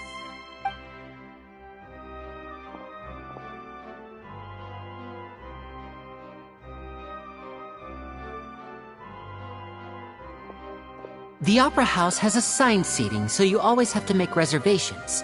I've already reserved your seats, and here are your tickets. Ooh, front row seats! Thanks, Linny! Don't mention it. There's no need to keep thanking me. Hey, Linny! Could you come over here and take a look at this? Oh, I'll be right there. Seems there's an issue with the stage props over there. That's Cal, my assistant, calling me. I'll go lend him a hand. Yeah, we'll just go to our seats. You go ahead, Linny.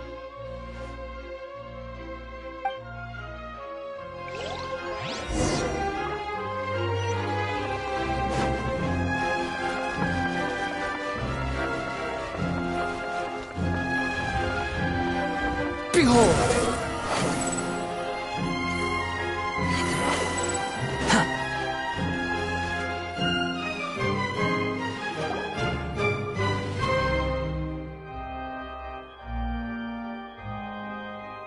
Oh, these should be our seats. Come on, let's sit down.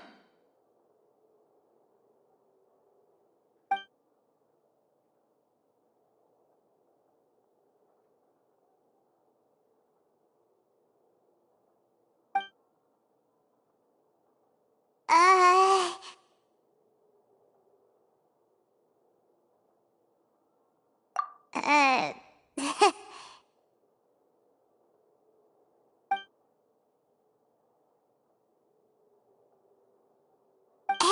Traveler. Maybe we should strike up a conversation with the person next to us. Since we're sitting together and the rest of the place is practically empty still, it's kinda awkward if we don't say anything. Oh, you little... Of course you put this on Paimon. Excuse me, I did not realize you felt awkward. I am terribly sorry. I would be perfectly happy to chat with you if that is what you would like. Oh, so you heard all of that, did ya? Boy, you sure have good ears. Paimon thought she was keeping her voice down. Wait, that's not it. Paimon's... Sorry. Paimon's the one who was being rude, talking under her breath like that. So, let's talk, but, what should we talk about? Oh, Paimon's got it. You're also here early and sitting in the front. Are you a friend of Linny's too? A friend, you say? Well, if Mr. Linney would like to be my friend, I would be more than happy to reciprocate. Oh, so you're not friends with Linny then? Oh, this is getting more awkward by the second. Paimon nearly forgot to make her introduction. Nice to meet you. Paimon is Paimon, and this is the Traveler. We just arrived in Fontaine. It is an honor to meet you two. I have heard of your deeds across Tevat. And as required by proper etiquette, I will also introduce myself. I am... Oh, Monsieur Nervillet. What an honor it is to have you here to see my show. Ah, Mr. Linney. I should say it is in fact an honor for me to see your performance in person. Wait, Nervillet? Could he be... I saw you all chatting just now, but it seems you still don't know who Monsieur Nervillet is. Allow me to introduce you to Fontaine's Chief Justice. That seat is always reserved for him. It wouldn't be too much to say that he's the symbol of justice and honesty here in Fontaine. Whoa! Sorry for being so rude just now. Paimon had no idea you were such an important person. No offense taken. Being Chief Justice is merely what I do for work. Nearly every person has their usual reserved seat, so I'm not so special, really. And by the way, I should probably let you know, even though I would prefer not to, there's someone sitting up there in the VIP seats that has been striking a pose for quite a while now. I believe she is trying to give you a most elegant and impressive first impression. So I think you should take notice of her sooner rather than later, otherwise she may become flustered.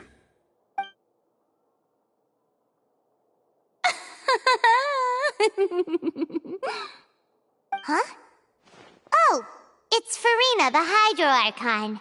Huh. She sure has a smug and satisfied look on her face. Guess she has no idea that you saw right through her act. Very good. That is for the best. No need to pay her any more attention. We may now enjoy the show. Huh? So is this what things are like between the Chief Justice and the Hydro Archon? All right, please wait just a moment longer. I've pretty much finished my preparations, and the performance will start as soon as the audience has made their way to their seats. Yay! The show's finally about to start! Paimon can hardly wait! Paimon's never seen a real live magic show before!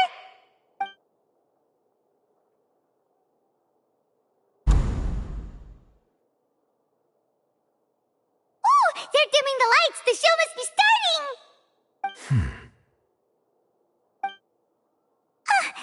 Sorry. Paimon will try to stay quiet. Welcome, one and all, to the Opera Epiclese. I am the star of today's show, Linny. And over here is my sister, Lynette, who will be working as my wonderful assistant. Please, let's give her a warm welcome. Hello, everyone. I know she may seem to be a little sleepy right now, but that's just a sign that she's nervous. Whatever. Now, some of you may be thinking, two vision holders who can freely manipulate elemental powers performing magic is not true magic at all. So, I would like to take a moment to assure you that elemental powers will have nothing to do with what you will witness on the stage today.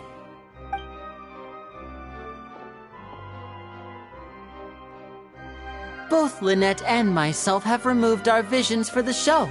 That way, even the gods won't be able to help us. Oh, good point. That's what makes the show real magic. Now, without further ado, let the show begin. Lynette will now exit the stage to make some preparations. I know you might miss her, but don't worry. She'll be coming right back on stage momentarily. Perhaps in an unexpected way. I'm sure she'll be stealing the spotlight soon enough. Oh, and before I forget, there's one more thing I should say. You never know what can happen in the blink of an eye.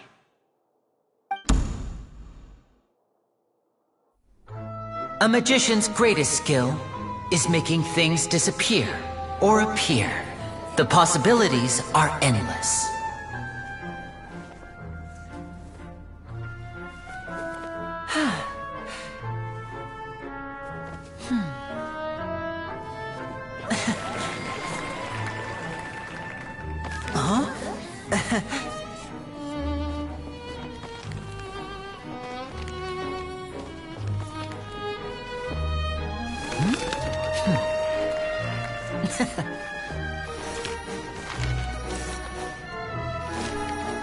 But this isn't what you came for. These little tricks, you've seen them all before. So it's time for something truly extraordinary, don't you think? This one's a little tricky.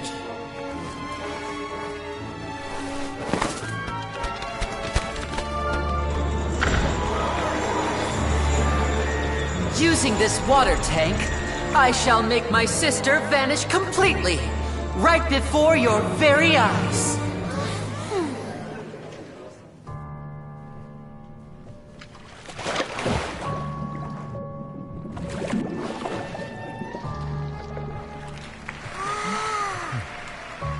It's actually quite simple. She'll just turn into air bubbles and float right out of the top.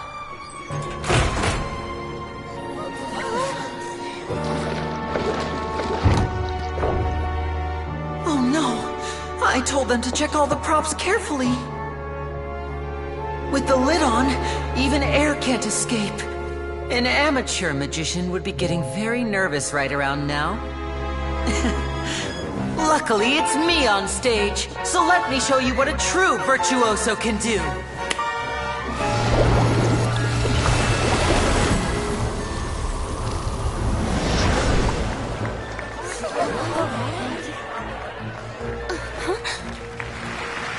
Lynette, are you still there? Don't go too far. We don't want to use up all our magic. Hi, I'm back. Uh-huh.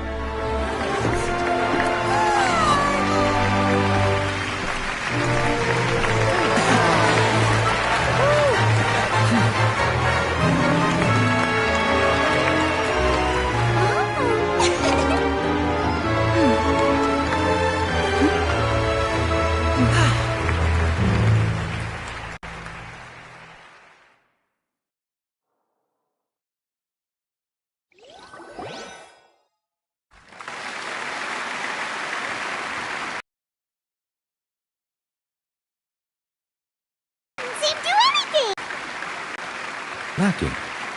To see that which has been intentionally hidden. Thank you, everyone. I'm glad you enjoyed that.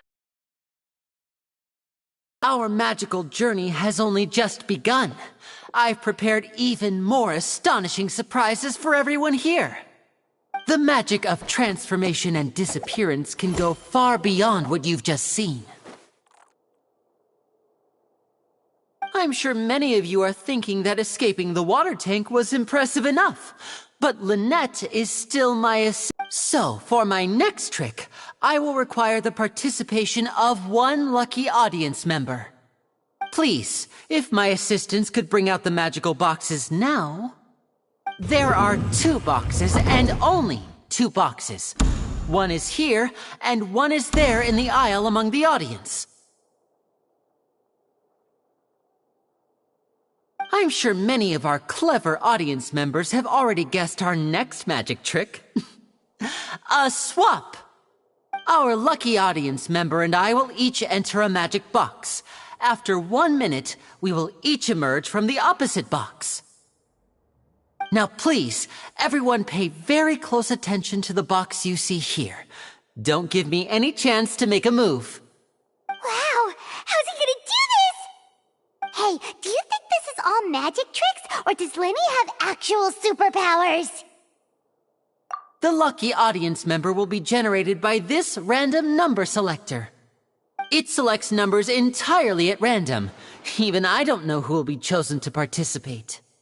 Now then, let's begin.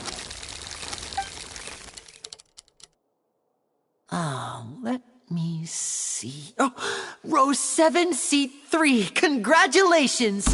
You now have the chance to experience magic firsthand for an entire minute. Please, come forward. My assistant will take you beside the magic box. I'm sorry, it might be a little cramped inside, but no need to feel nervous. We've carefully arranged everything for you to be as comfortable as possible. You don't need to do anything, but no matter what strange things may happen, don't come out of the box. If the magic is interrupted, who knows where you might end up? You might even find yourself in the Fortress of Meropide.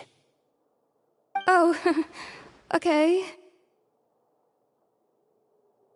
All right. Before I enter the magic box, there is one more thing I need to ask the audience to do. Could you all give me a countdown? Like this. 60, 59, 58. Just keep counting down. You can go a little faster or slower if you like. I won't be able to see anything in the pitch-black box, so I'll be relying on your voices to know when time is up. Oh, and no tricks now. If you quickly count from 60 in just 30 seconds, then I'll be in a tough spot. Ooh! Paimon kinda wants to count faster after hearing him say that! No, that won't do. I can see it in your eyes. You still can't be trusted. Let's practice together. Come on, repeat after me. 60, 59, 58. 60, 59, 58! That's right, perfect. Keep it going. All right, I'll see you all on the other side once you've finished counting.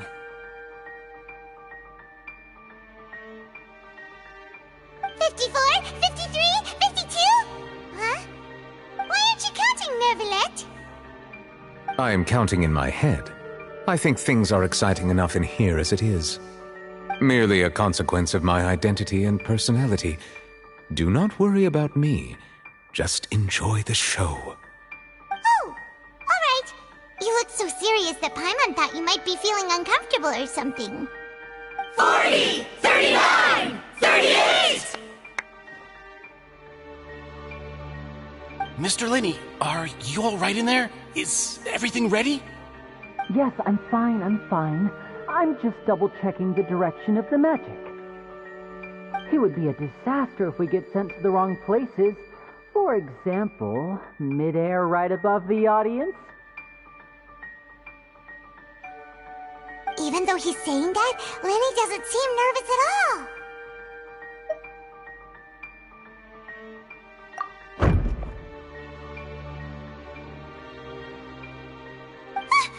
What was that noise? Did you hear it too?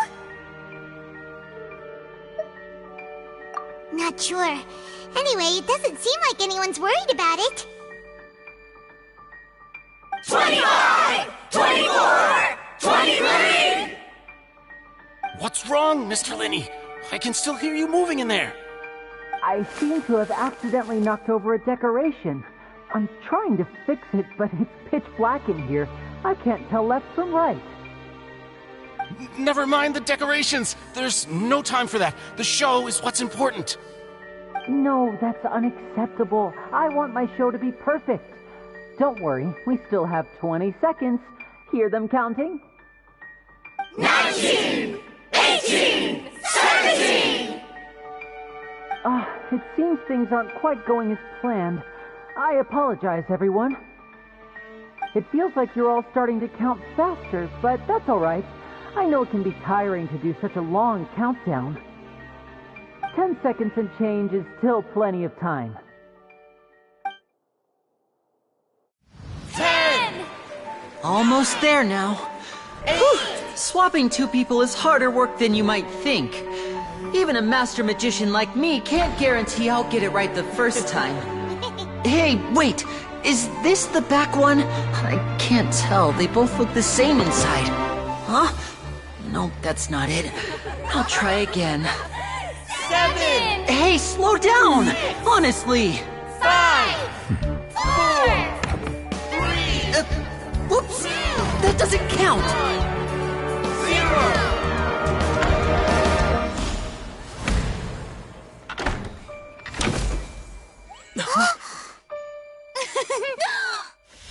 Ta-da!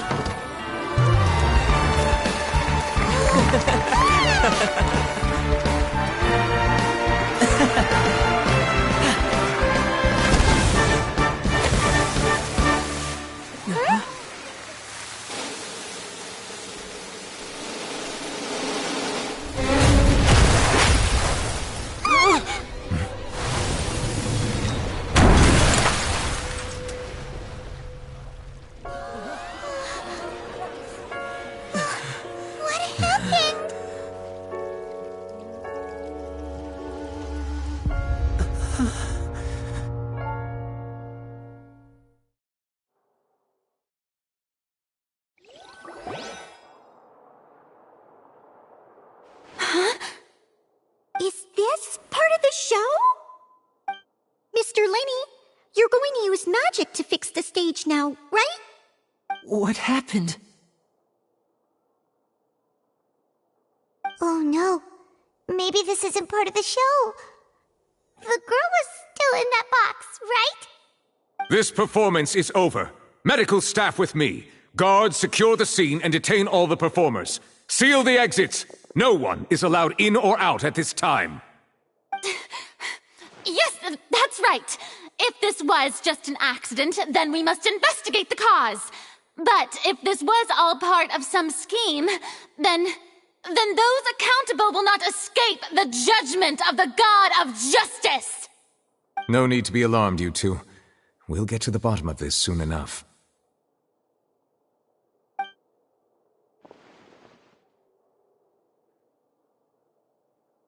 Unfortunately, the person who is in the magic box has been pronounced dead. His name was Cowell, one of the assistants in Linny's magic troupe.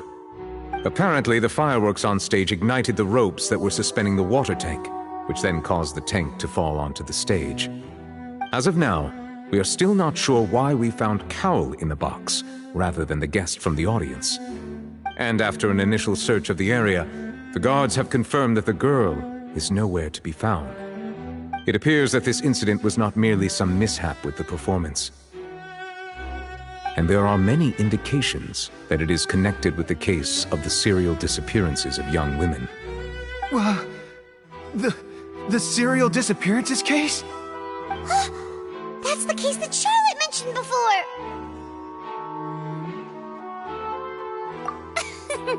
I know the truth. I can see through the whole thing. Really, using such a shallow and obvious mystery as his finale, did he really underestimate us that badly? I say that our powerful magician, Mr. Linny, is now the prime suspect for the serial disappearances case. Huh? Why me? This whole thing was an accident. No, this all occurred during your magic show, did it not? The missing girl disappeared after being chosen, did she not? The deceased is one of your assistants, is he not? Now that I think about it, That whole speech about magicians making things disappear was nothing more than a provocation, a bald-faced challenge. That can't be right. How can Lenny do this? He was in the box on the stage the entire time. We can even hear his voice. Besides, before the show, he told us that he would like to catch the criminal behind the disappearances. He couldn't possibly mean catching himself.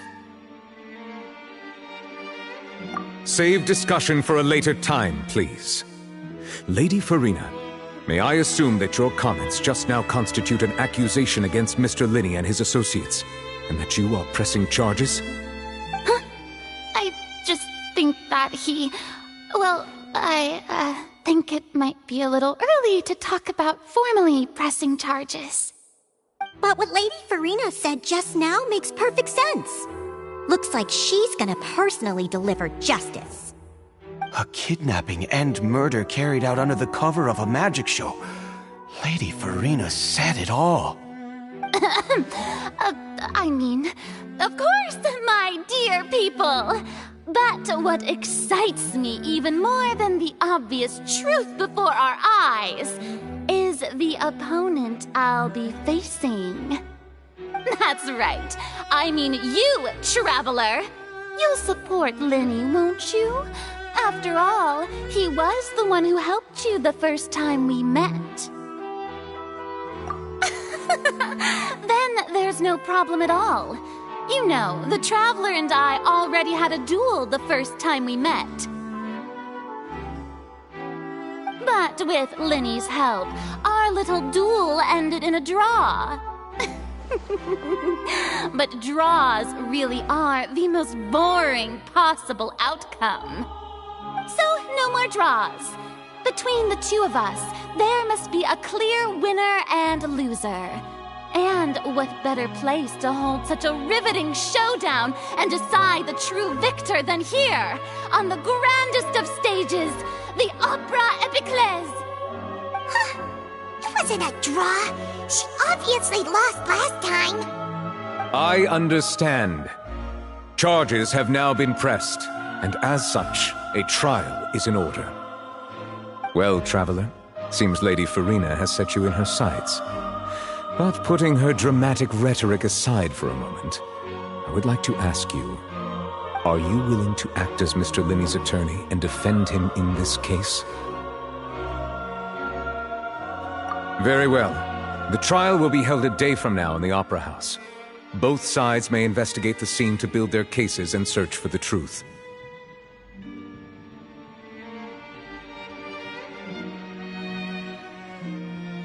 Linney and his troupe are all potential suspects and shall remain within the Opera House. The audience may begin to leave in an orderly fashion once they have been cleared by the guards. A day isn't that long. Let's see what kind of case this big-shot outlander can build in such a short amount of time. I'm really quite looking forward to hearing it.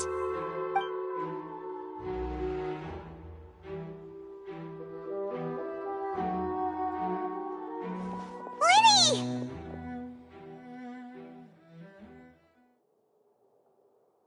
Sorry about everything that happened just now.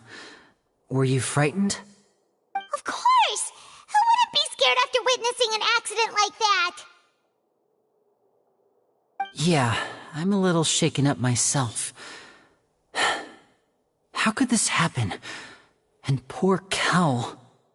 I know you already claimed that you would defend me, but now it's just us talking. Tell me, do you think I could possibly be the murderer?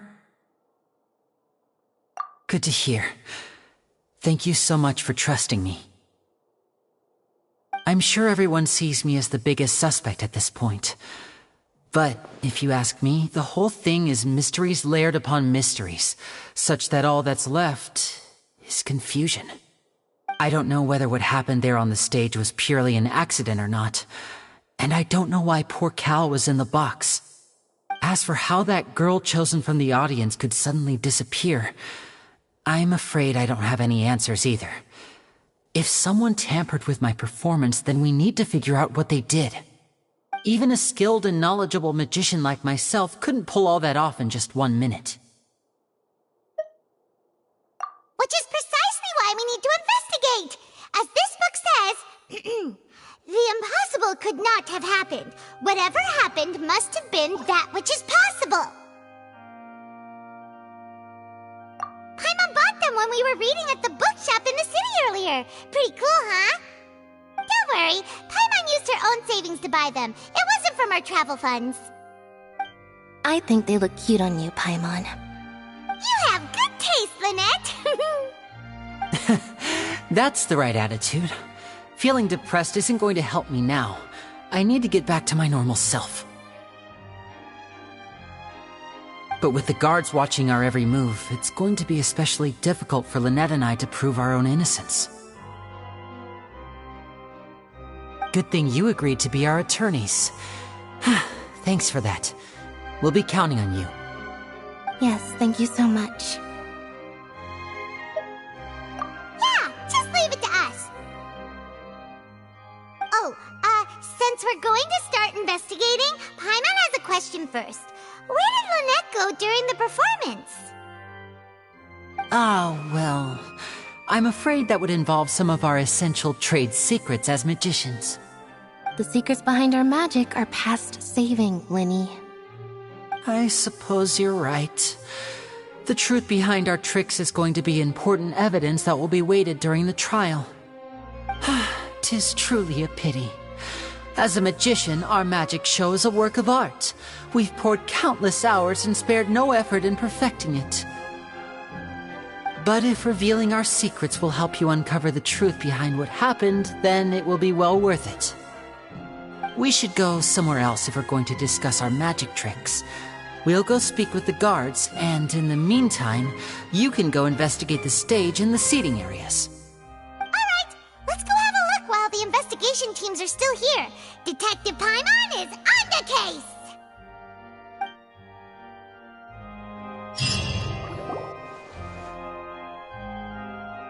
Hello, officer. How's the investigation going? I see. You must be the traveler that Lady Farina mentioned. Listen, I'll be perfectly honest with you. I'd avoid getting mixed up in this whirlpool of a mess if I were you. Huh? What do you mean? Come with me and you'll see. The deceased is one of Linny's assistants, named Cal. Even though he hadn't joined the troupe long, he was hardworking and everyone generally liked him. The assistants are usually in charge of setting up and inspecting the props, as well as assisting with the show and keeping the crowd engaged. As you probably saw when you were in the audience, the water tank suddenly fell and smashed the box with Cowl inside it. This is the real mystery. We've already searched the scene and were unable to find any traces of the girl. However, if you look carefully, the box was positioned directly under the water tank. The ropes holding the tank were then burned by the pyrotechnics on stage, causing them to snap. All these factors lining up so perfectly makes it hard to see this as a mere accident. If anything, the more logical explanation is that the whole incident was intentionally planned, and Linny is the most likely person to have access to all these areas. But he doesn't have a motive! Are you both good friends of his? Well, you can't say we're good friends, but we've known each other for a little while. So in just a short time, he was not only able to win your trust, but even convince you to act as his attorneys. I know there's no such thing as magic. The real trick of a magician is holding the audience in the palm of their hand. I've seen a lot of cases, and I can tell you that people are the least reliable kind of evidence. Sorry, I tend to be pretty straightforward. Just know that I'm warning you for your own good. Anyway, you may investigate the scene of the crime yourselves if you're curious. Who knows, maybe you'll be able to come up with some new evidence.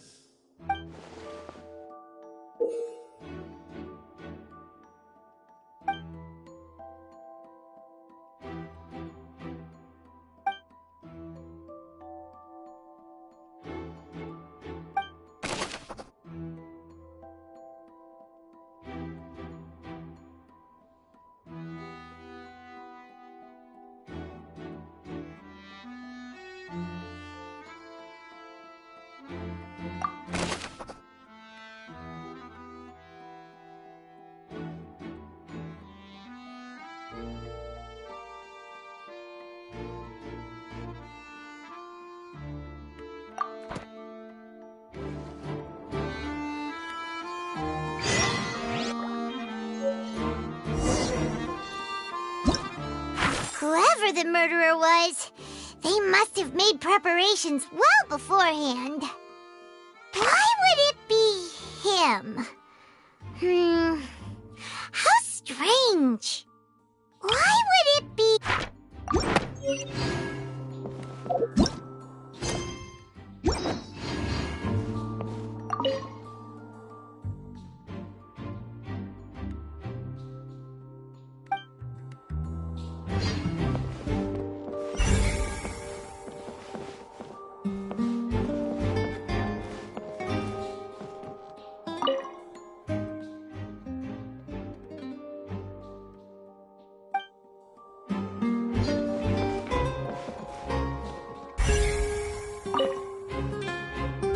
Go ahead, have a look around.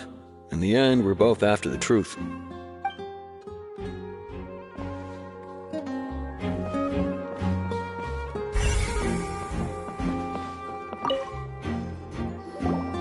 So this is the rope that broke and caused the water tank to fall.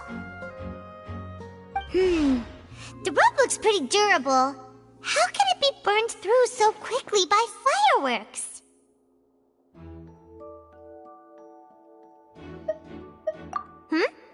Why are you suddenly so serious, Traveler?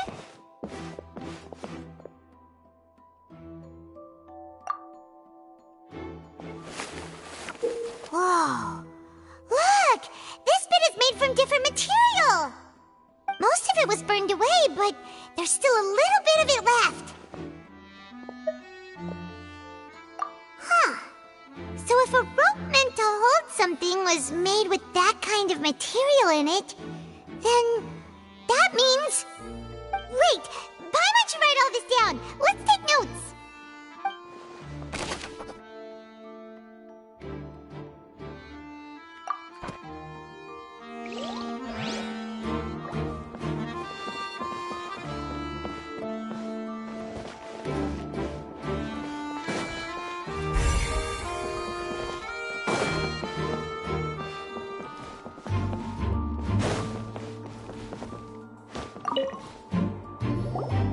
Hello there!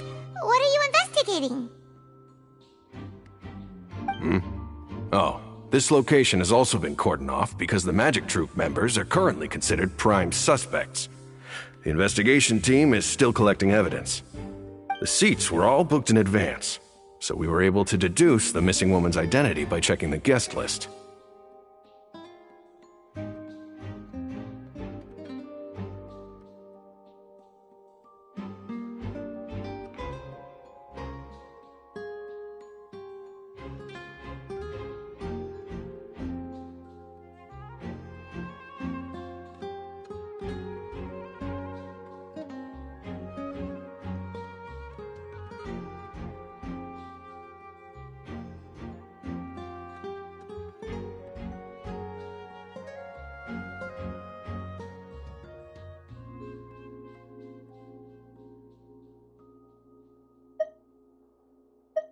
Sure, it's not like this is confidential information.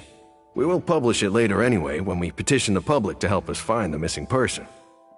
Her name is Halsey. She's a painter from Fontaine who's made a bit of a name for herself. Apparently, she wasn't a regular at the Opera House, but she'd been feeling some pressure with her work lately, which made her decide to come see the magic show. The Magic Troop members all claim not to know her, and we have looked into her social connections. It seems that she has no personal grievances or conflicts of interest with the suspects. Simply put, she wasn't related to the Magic Troop at all, which matches the features of the previous serial disappearances. Were the victims of previous cases also chosen at random? That's how it seems to us, in any case. Apart from the fact that they were all young women of around the same age range, there really weren't any other connections between them. Okay then. No need to be so formal. If you do happen to see the missing girl, please be sure to contact us. It is of utmost importance that we get to the bottom of these disappearances.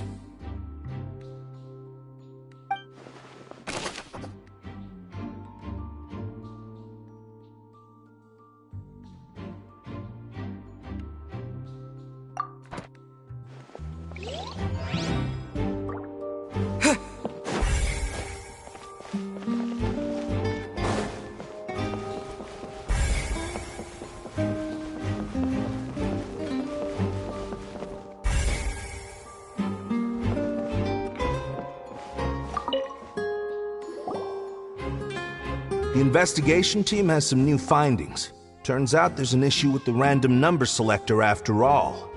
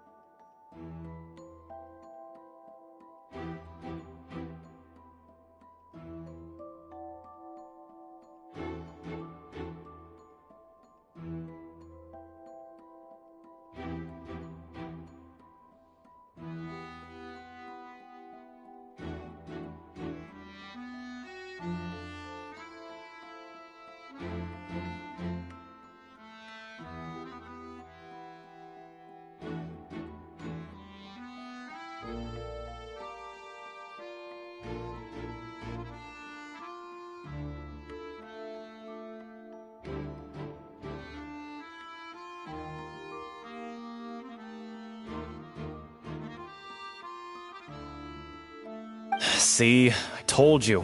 What if the machine picked some big guy's seat?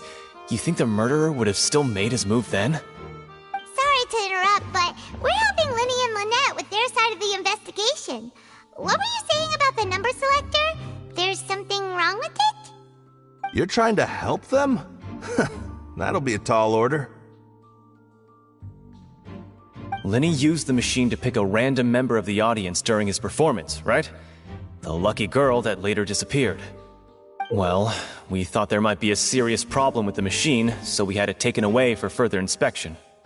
It turns out that the seat number it picked wasn't random at all. The machine picks that same number every time.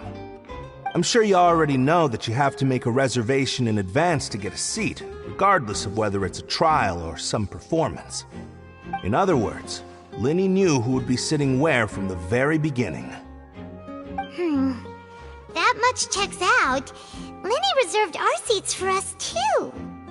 Bet you see why I was saying it'd be tough to make a case for Linny. Even though it's bad for Linny's case, Paimon had better write it down.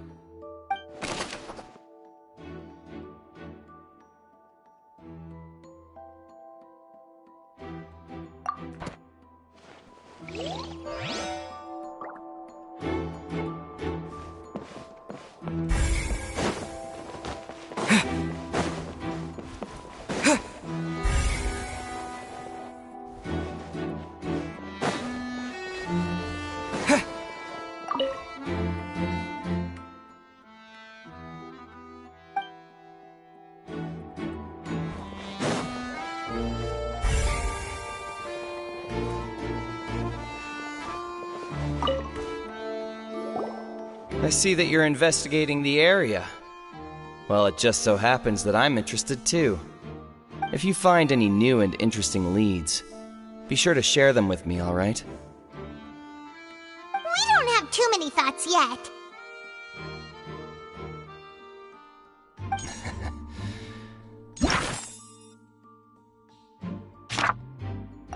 Then why don't I tell you my hypothesis first? The way I see it. And I'll start it with that loud thud. The thud?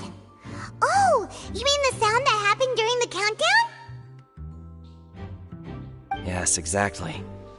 It wasn't terribly loud, but I suspect that most people heard it. It's just that everyone was awaiting the results of Linny's trick with bated breath, so no one paid it much mind. But now that the incident has happened, the thud has become an important clue. That makes sense. So, what do you make of it?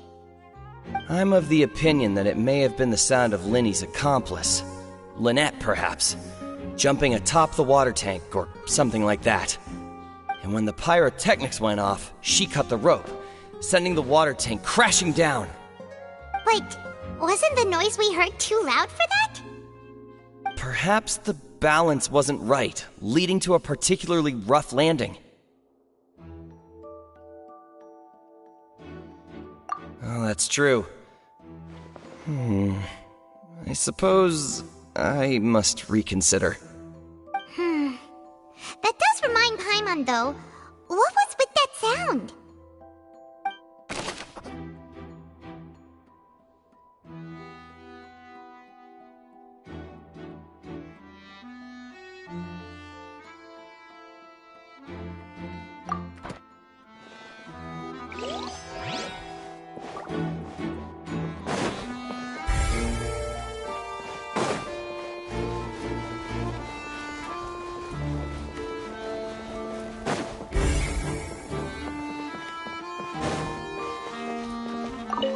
Lenny's still talking to the guards. It seems he'll have a lot of explaining to do. I think someone will be assigned to monitor us later, but that's alright.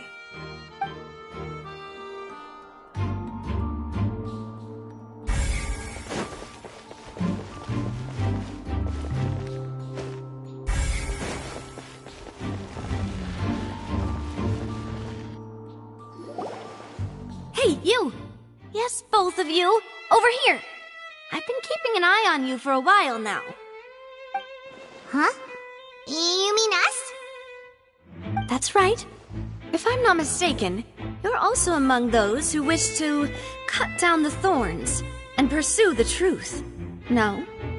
And by the looks of it, you're not from Fontaine. Well, you're right on the more about that one, but who are you?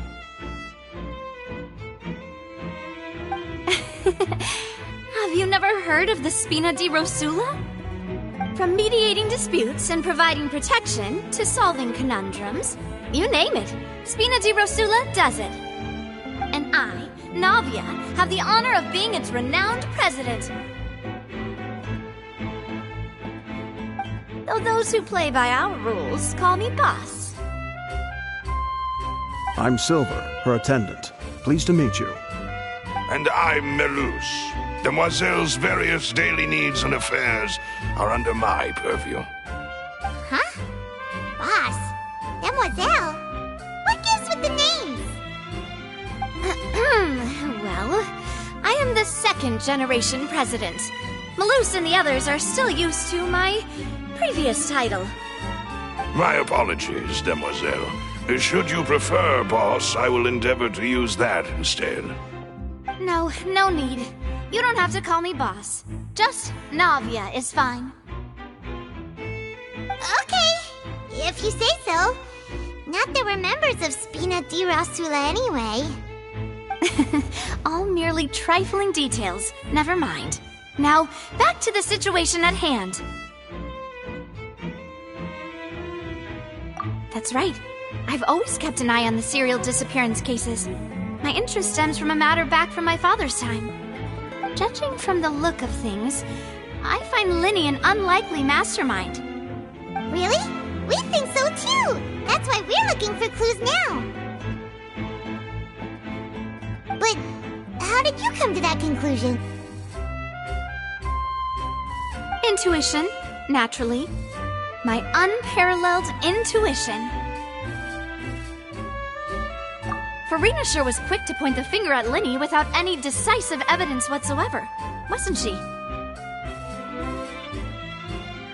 But that's not uncommon for her. If you remember, the Justice had to interrupt her and ask if she was pressing charges just to keep her from getting carried away. Anyway, a trial begins the moment someone levels charges. And, of course, there was no way Farina was going to back down in that situation. Sounds more like you just don't trust the Hydro Archon. Well, what's your opinion? I must admit that she can be interesting at times, but liking her doesn't mean that I'll blindly agree with her. All right, I've answered your question. Now, it's time you answer mine. Wait a minute! Did that answer count? Well, I say it does. But don't worry, you won't hear any pointless questions from me. In your opinion, do you think it's right to treat a trial like it's an opera?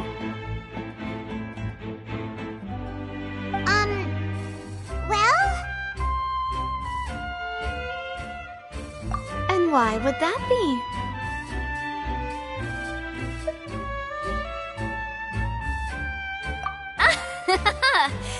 See, Silver and Maloose? I told you they'd be different. Most astute of you, demoiselle. I too think that the traveler's response was most excellent. No matter how wonderful the script or how fervent the audience's expectations may be, the trials that go on stage here must be based in fact. And if that can be done, boss, then... All right, that's quite enough, Maloose. Anyway, I like your answer. You passed with flying colors. Now, I need to make some preparations, following which our joint investigation shall commence. You two shall be my assistants. Wait! Since when did we become assistants? Oh, well, I can be the assistant, sure. Or your companion, if you like. I'm really not that fussy. That's more like it. Far be it from me to brag, but I believe that Demoiselle's intuition will be instrumental in uncovering the truth. You wish to save a friend from false accusations, and we wish to unravel the disappearances. In this sense, our goals are aligned. You have a point. You're quite the talker, aren't you, mister? And what about you over there? What do you think? You seem like you've got something on your mind. I have nothing to add. Oh, alrighty then. We'll be making some preparations first. Just be sure to let us know if they start revealing Lenny's tricks. Thanks!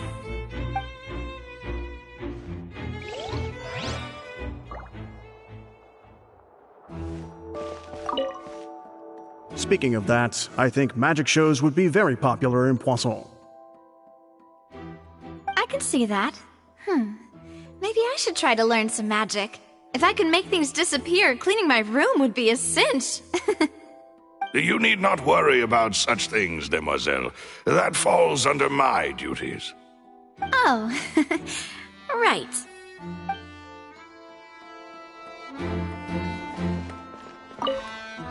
Speaking of that... I can see that. Maybe I should try to learn some magic. You need not worry about... Oh.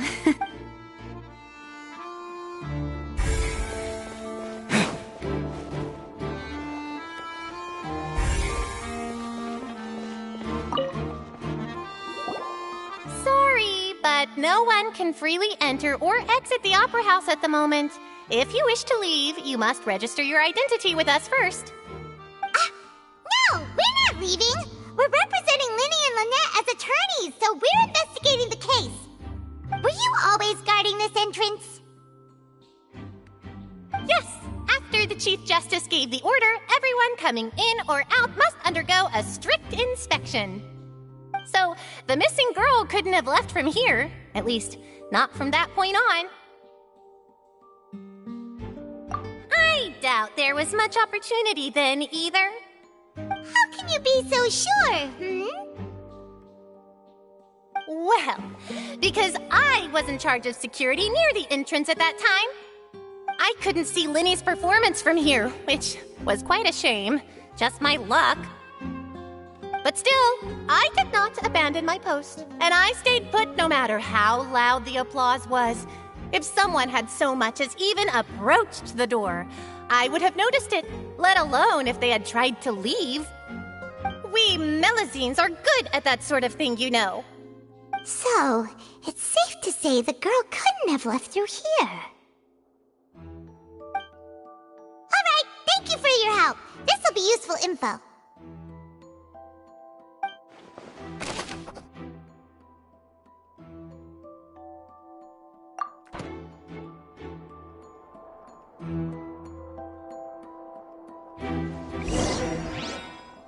We've checked everything of note here at the performance venue. Paimon wonders how Linny's discussion with the guards is going. Let's go see, shall we? Ooh, things are getting interesting, huh? We're about to see how magic is made.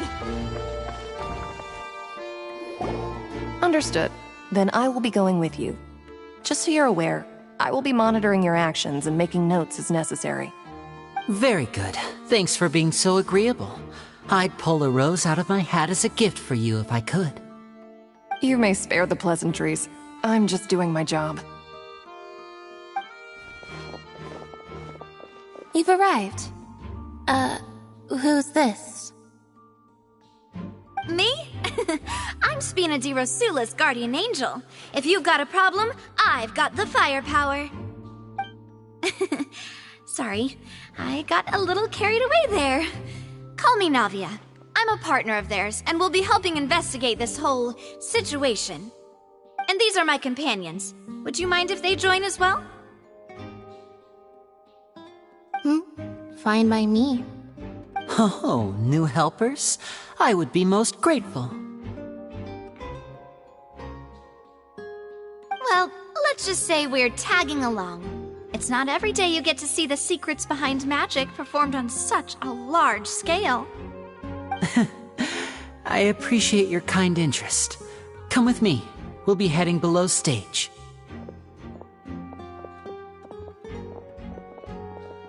Huh? Below stage?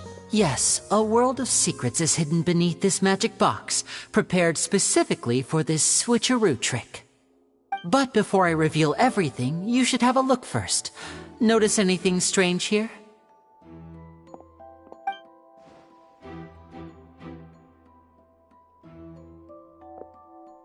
I'm not trying to be dramatic. Remembering the details of a trick will help you understand the methods used to perform it more easily. Huh. Weren't there balloons and other decorations here? Where did all that go? Ah, good eye. That said, you're still far from discovering the answer. The back? You mean the inside of the door?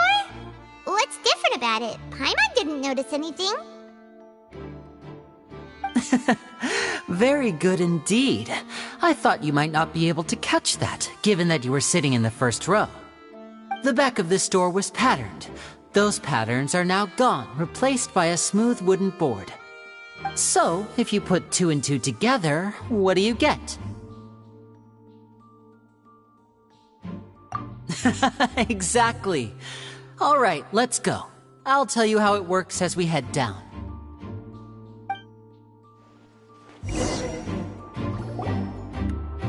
Oh, so there was a passageway under the magic box!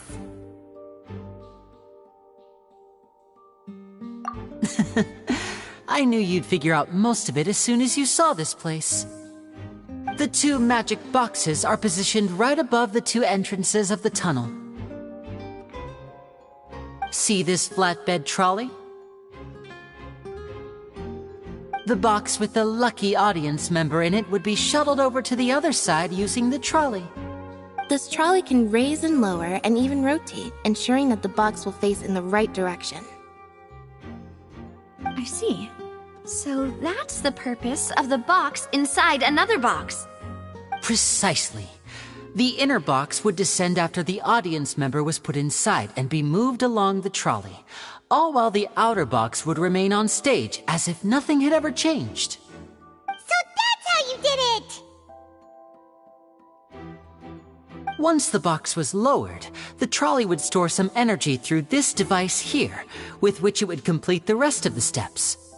The audience member would only be able to feel some slight movements in the dark, and by the time she walked out, she would already be back on stage.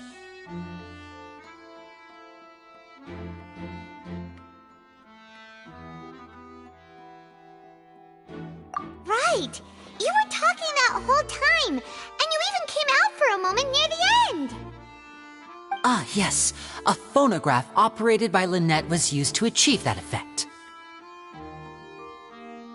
My assistant and I had already scripted our conversation beforehand. When the countdown began, I had already gone to the opposite box via a tunnel using that ladder. And what about Lynette? Where was she? I was in the mezzanine space in the back of the box. Oh, interesting! That's how we were able to coordinate Linny's lines with the assistant. And, by the way, I was the one who walked out of the box at the end. I mean, we are twins. All it takes is a change of clothes and no one can tell who's who. And that's my favorite part of this trick. Only Lynette and I can perform it. So that's how it all worked! Wow, every detail you revealed was more amazing than the last! Lynette would briefly walk out of the box and then go back in, jumping into the tunnel and escaping before the box on the trolley could finish ascending. And then I walk out of the other box in the audience area, and the trick would be complete. The operative word here being would. But as you saw, Cal was in the box, not our audience member. She, on the other hand, mysteriously vanished. We really don't know how that happened. If not for that interlude, this would have been an astonishing trick. I probably never would have figured out how you pulled it off. And yet, to think that someone was able to use this magic trick to commit a crime. Could we have a look around? I think we can come up with some more leads. This is the scene of the crime, so Linny and Lynette are not permitted to stay here. I'll escort them back up. Yes, of course. No need to be so strict now. I won't disappear into thin air, you know. Thanks, everyone. We're counting on you.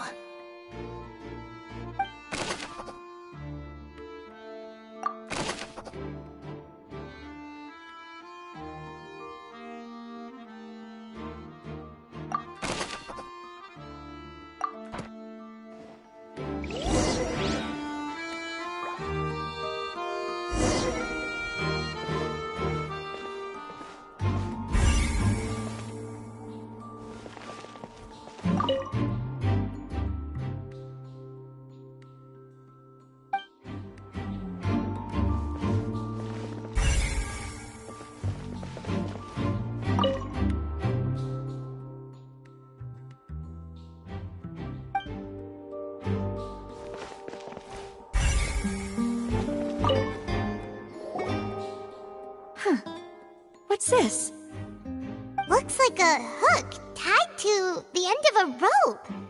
Huh? There's all kinds of odds and ends here. Perhaps it was a prop for a different trick. But why would it have been left here? Whatever it is, let's make a note of it first.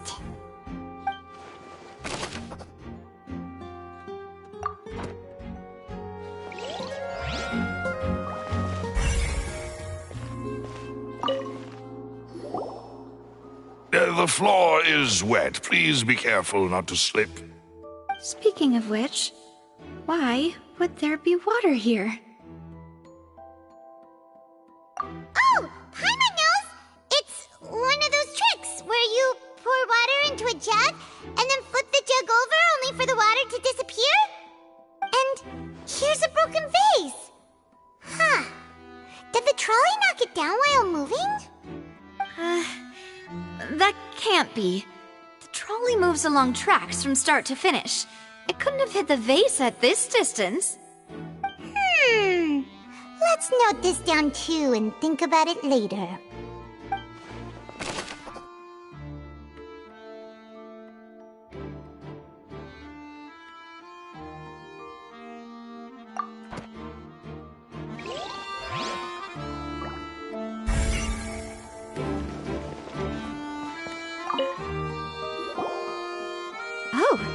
These are the clothes that the lady chosen from the audience was wearing, right?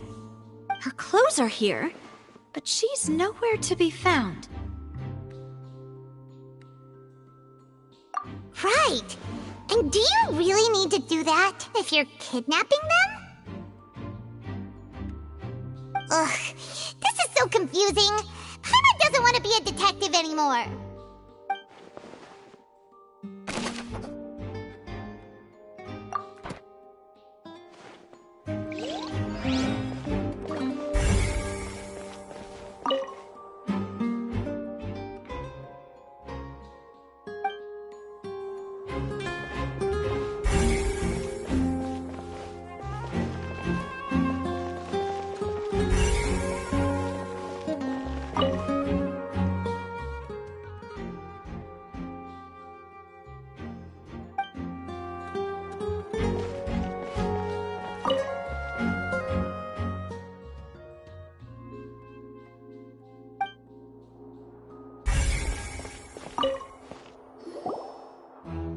What is this place? It seems someone could fit through here. Huh. Could this have been the suspect's escape route? Alone, perhaps. But if they had to pull another person with them, the space would be too narrow. But there are no other ways in or out of here.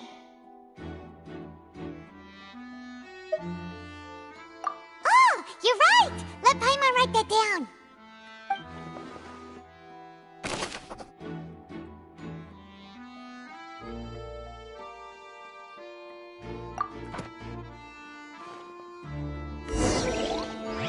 Seems we're just about done investigating down here.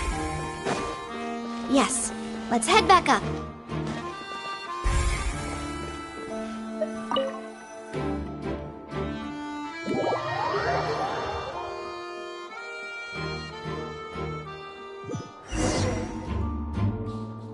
Well, we've ascertained the state of the crime scene. Let's find a place to sort out our findings once Malus returns. Seems to me that there are several things that don't add up here. Apologies for the wait, demoiselle. So, what did the guards say? Did the criminal escape through the vent? They believe the odds of that are very low, since the vent leads to the Opera House's basement. The guards have checked the area carefully. No one left through the basement during the performance or after the incident, and no one was found hiding there. So the tunnels become like a secret chamber then! You know, like the kind you usually see in novels!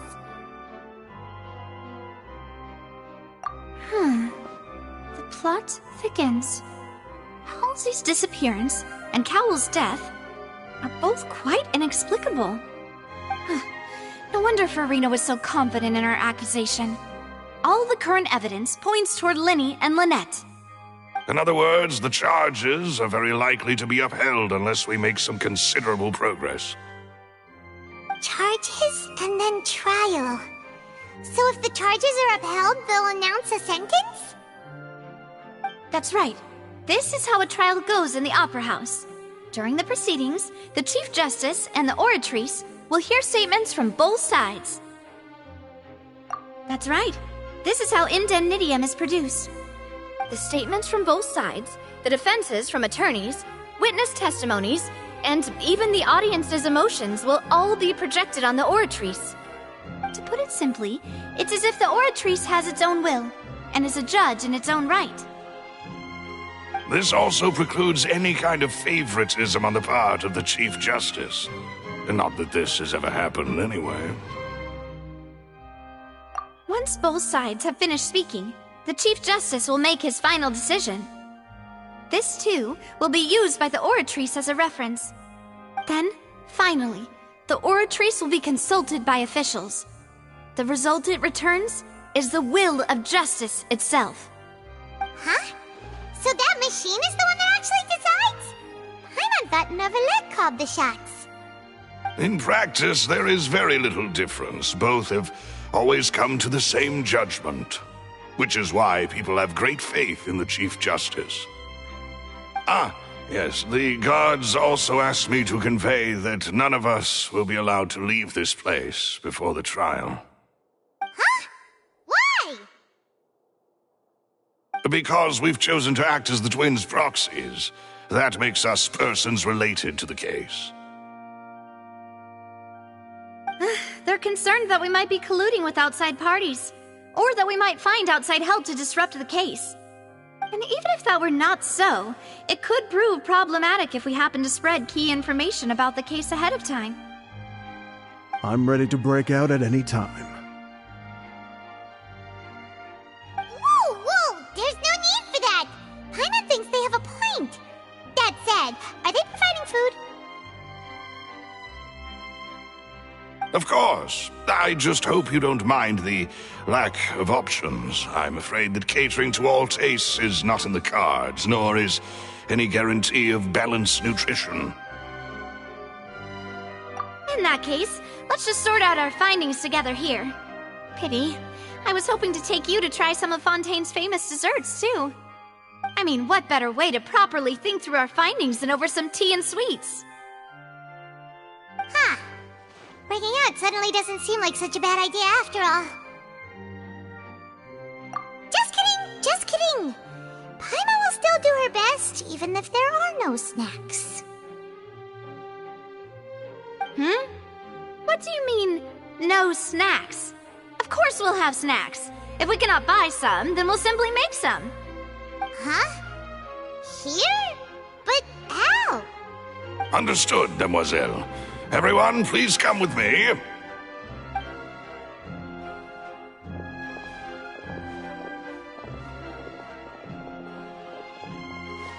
Wait, you're carrying a portable stove with you? Yes, I must be prepared to meet the demoiselle's baking needs whenever the fancy strikes her.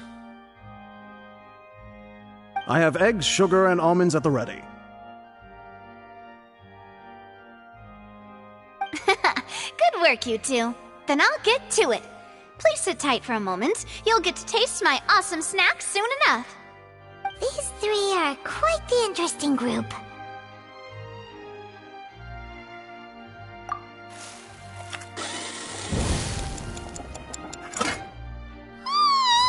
And Paimon thought it smelled good while it was still in the oven! Oh, it's even better now. Paimon can't stop drooling. From the way you had these two guys carrying all that stuff around, Paimon thought you'd have them do more during the baking process. But you ended up doing the entire thing by yourself! Beating the egg whites, grinding almonds, everything! I was applauding. And I was giving encouraging smiles. Paimon was just thinking, aren't you worried about getting your fancy dress dirty beating egg whites and baking like this? Well, I don't think it's carved in stone anywhere that fancy ladies can only read books, sip tea, ride horses, and play the piano. I just really enjoy making snacks. Don't underestimate beating egg whites, by the way. It's a real arm workout. You also need to beat them to just the right consistency, or your macarons will crack. Anyway, give these a try, fresh out of the oven. There's 3 for each of us. Only 3? Well, eating too many sweet treats might send all that sugar to your head. You wouldn't be able to think clearly about the case on a sugar rush, would you? Tea is ready to be served as well. This is Demoiselle's favorite, strong black tea with a floral fragrance that clears the mind and lifts the spirit. No need for concern. I'm merely doing as I should.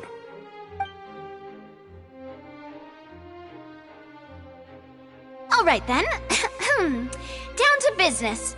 As Paimon mentioned previously, the tunnel seems to be something of a secret chamber. However, we can assume that Linny and Lynette were not alone within it. Some criminal also occupied its sealed confines. The magician twins could have committed the crimes, of course, but they lack any logical motive. Exactly! Why would they do such a thing right when everyone was watching?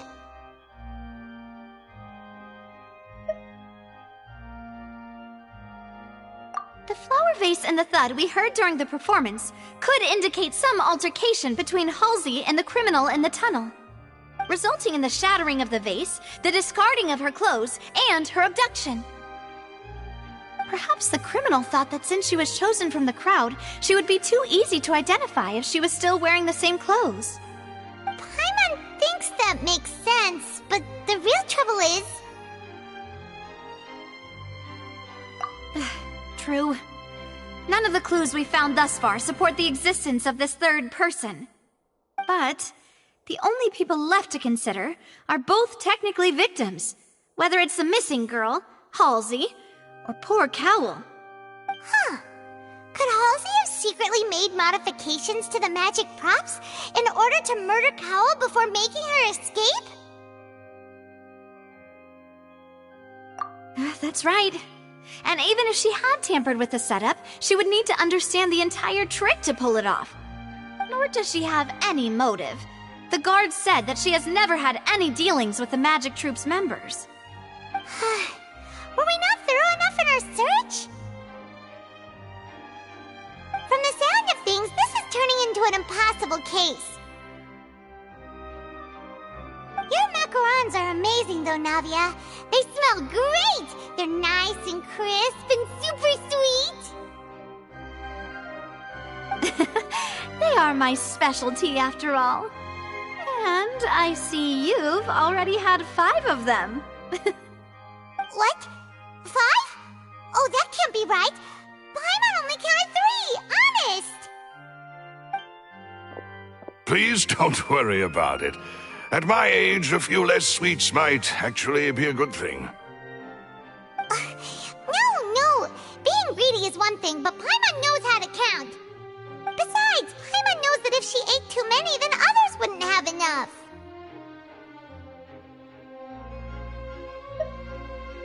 Wait, even you don't believe Paimon? How could you? If Paimon ate those 2 extra macarons, then may they turn into stone in her stomach! All right, we get it. Well, I suppose one of us might have gotten too engrossed in our chat and eaten them by mistake. No big deal. Maloose, set up the stove again if you would. Huh? What are you doing? Making sure everyone gets 3 macarons, of course. Exactly. We don't want to trouble you. As you wish, demoiselle. And I have the egg, sugar, and almonds. Well, this really is your hobby, huh?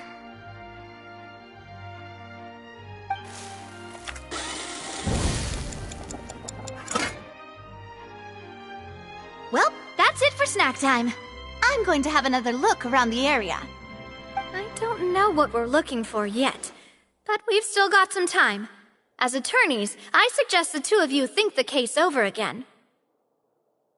It would be awkward if you got all tongue-tied on stage during the trial. Alright, thanks for your help, and for the snacks. It was nothing. A small task for the Spina di Rosula. Silver, Maloose, it's time to go. I'll be back if I find anything new.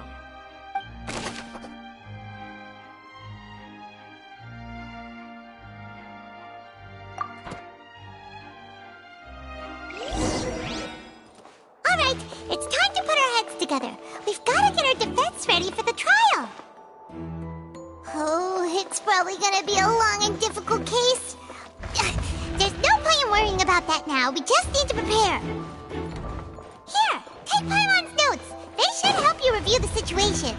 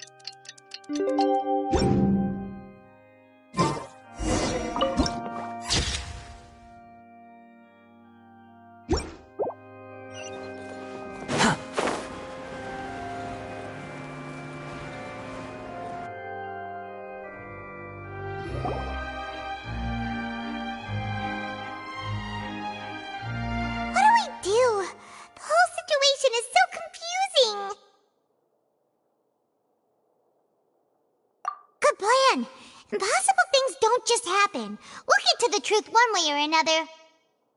Just relax. Even if everyone else suspects Lenny and Lynette, at least we will be supporting them from the stands. Besides, I doubt Farina understands any more about what happened than we do. Thanks, Navia. Well, we'll be going then. Best of luck to you.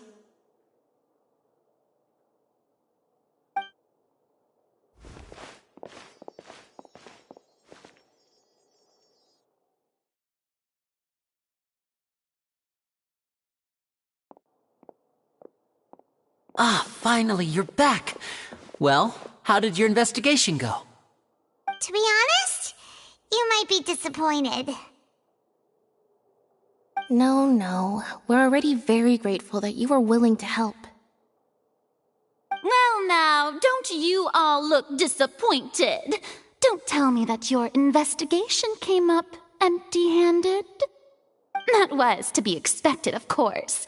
The guilty can never produce proof of their innocence. But don't let that stop you.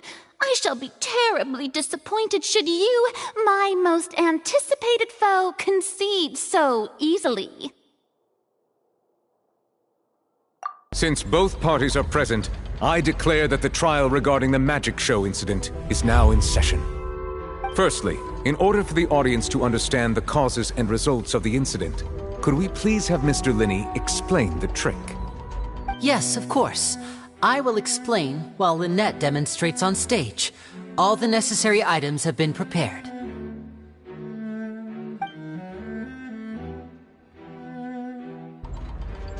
Thank you, Mr. Linney. In that case, I take your statement to be that you ran to and remained hidden within the magic box in the audience stands once the trick began, and thus could not have committed the crime. Is this correct? Yes, that's correct, Your Honor. In that case, I call upon the prosecution. Lady Farina, do you wish to refute his statement in any way? Why, of course I do.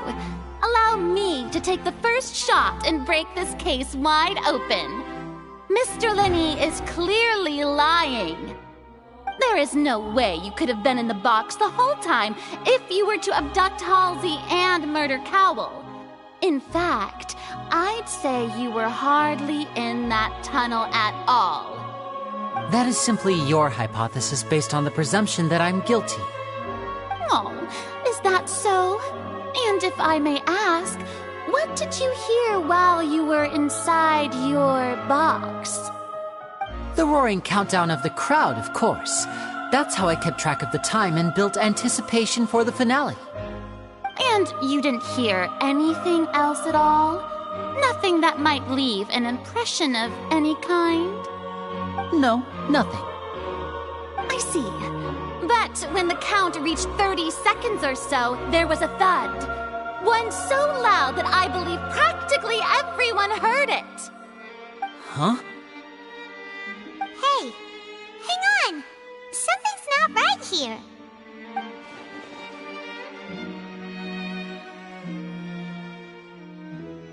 Yeah, I'm sure he could have heard a noise that loud from inside the box. I was right by the box and I definitely heard the thud. Look at those scales. Could those mean... Well then, ladies and gentlemen, allow me to use the words of the magician himself. You never know what can happen in the blink of an eye. Indeed, it seems his alibi can also collapse in the blink of an eye. Of course, I have armed myself to do far more than smash your alibi. Confidence cannot go unfounded, and my foundations are rock solid. Tell me, aren't you and Lynette actually from the House of the Hearth? The House of the Hearth?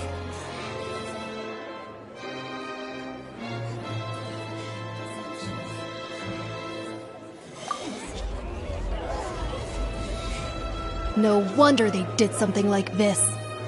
So the serial disappearances were the Fatui's doing. Now it all makes sense. I've got a feeling that what happened on stage probably wasn't just an accident. That's irrelevant. Our identities have nothing to do with what happened. Indeed. Then perhaps you could tell us everything that happened during that 1 minute. Your first priority is to prove yourself innocent, after all. I'm sure there is little that needs to be kept secret now. Unless your script already has holes in it. The Outlander is speechless. My, oh my, don't they look flabbergasted? Now comes the infighting and discord, I suppose. This was almost too easy. Oh, good thing I made all those preparations. Seems the all-nighter I pulled last night is really paying off. Hey, Linny! Why didn't you tell us this before?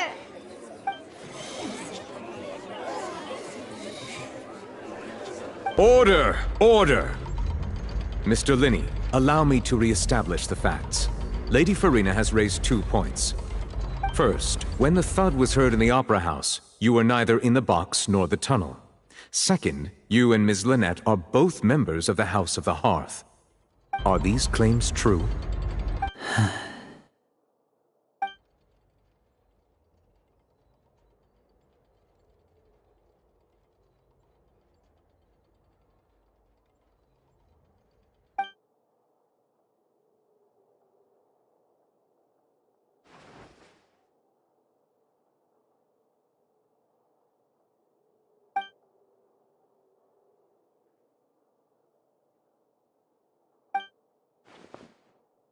Please answer my question, Mr. Linney.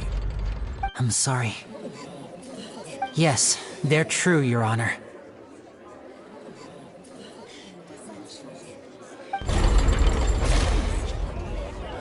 I knew it!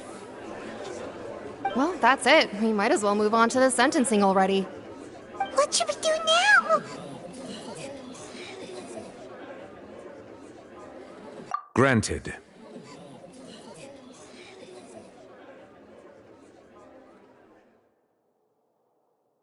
In that case, what is your request?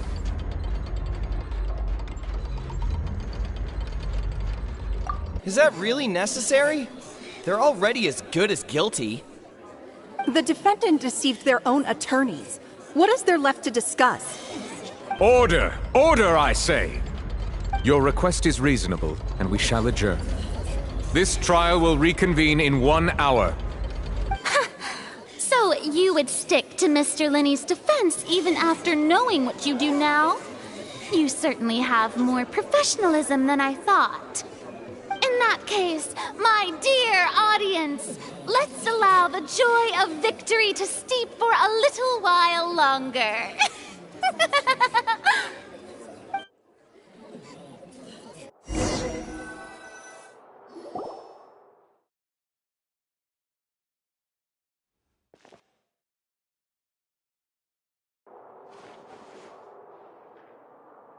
Well, this is awkward. I didn't think the Hydro-Archon would dig all that up. I'm sorry, Traveler and Paimon. Yeah, sorry. Paimon doesn't know where to start. We trusted you two. We based our entire reasoning on the assumption that you weren't bad guys. Not to set the wrong tone or anything, but Paimon's really mad! I'm very sorry. I know you're angry, and reasonably so, but please, let me explain. I know you've clashed with the Vitui several times before. I wouldn't be surprised if just hearing the word is enough to make you upset. But our organization is very, very large, and the Harbingers have very different personalities and goals. Right now, we want to save people. As many as we can. That's right. I'm sure we're on the same page when it comes to this nation and the disaster that its people might face. I knew if it weren't for our respective identities, we could become good friends. That's why I didn't wish to flat out lie to you, but chose to hide some details instead. The truth is very important, but being completely transparent about everything would see us spending more effort than we need to. Right. So, you be the judge. Heck, if I were you, I fear that I'd even struggle to trust me at this point. You met a Fatus who works as a magician, a trickster by trade. All by coincidence, too. But still, I'm asking you to trust me. I am no criminal. At least, not in this case. Sorry. Please forgive us. Well, you both say that, but... Right, let's hear your answer first, and no lies now! Of course. I'll answer any question you ask. We've been trying to find out how the Oratrice operates. We want to know why it has a consciousness. Why can it deliver sentences accurately? During our investigations, we learned that the machine's core is beneath it. From that moment on, Lynette and I have been designing this box swap trick, with the objective of getting close to the core. Is that why you needed a whole minute? That's right. In truth, the audience would take about 75 seconds to count down from 60, while I would only need 15 to get to the opposite box. So, after jumping into the tunnel, I accessed the Opera House basement via the vent, and went to investigate the room in which the core is stored.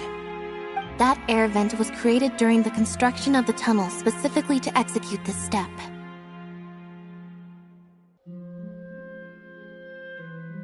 Well, nothing. As soon as I reached that room and was about to investigate, I heard someone's voice. Which should have been impossible, of course. I was quite certain that I was the only one in the room. That voice seemed to recognize me and tried to speak to me. I chose to err on the side of caution and retreated the way I came. On the way back, I saw the broken vase and the clothes on the ground, but the countdown was almost finished, so there wasn't time to give it any thought. After that, the homicide occurred just as you saw.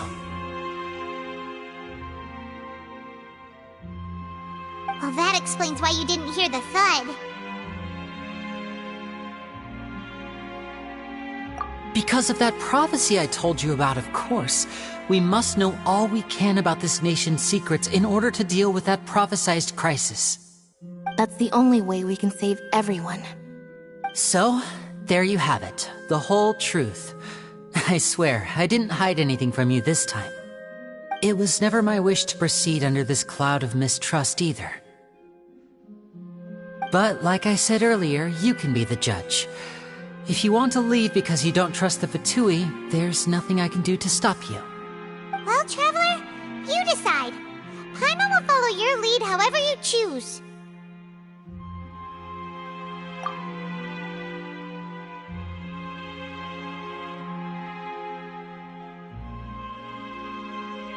Okay, thank you. Thanks for giving us a chance. The current problem is that the scales are tipped pretty badly against you two. If we want to refute the Hydro Archon's accusations, we're gonna need a seriously watertight defense.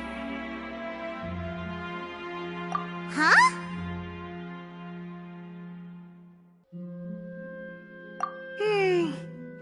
Oh, Paimon thinks she gets what you mean.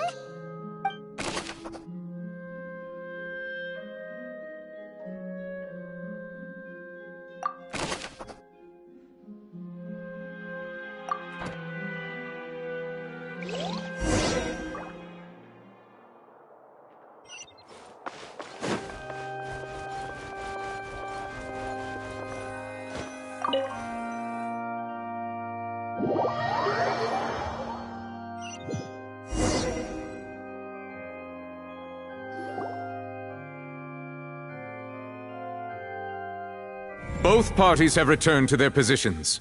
Let us continue the trial. When last we left off, Mr. Linney acknowledged the new evidence presented by Lady Farina as fact. Therefore, Lady Farina may continue stating her reconstruction of the events. Ugh, that took long enough. Now then, if everyone would lend me their attention. At this stage, let's revisit that scene from Linney's perspective.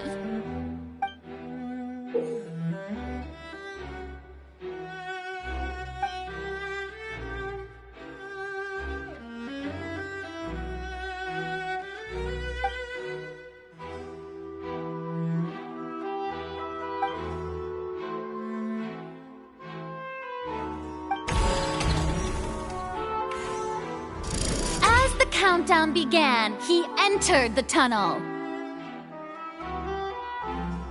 When when the flatbed trolley passed, he opened the box and got into an altercation with Halsey, which caused the loud thud. He did not realize that this sound could be heard by everyone in the opera house, which is why he claimed earlier that he could not hear the sound. Finally, he used the vase to knock her out, before making her change clothes to prevent others from recognizing her. At this time, Cowell arrived in the tunnel, having heard that strange noise, and caught Linny red-handed. So Linny proceeded to knock him out too before stuffing him into that box. Afterward, Linny passed the unconscious Halsey to his accomplice through the magic box in the audience stands, before operating the devices such that Cowell's death would be ruled an accident. And there you have it. That's the truth behind what happened. Does the defendant's side have any objections to Lady Farina's description of the events? The key to refuting Lady Farina is the order of events, what Linny experienced, and what he saw.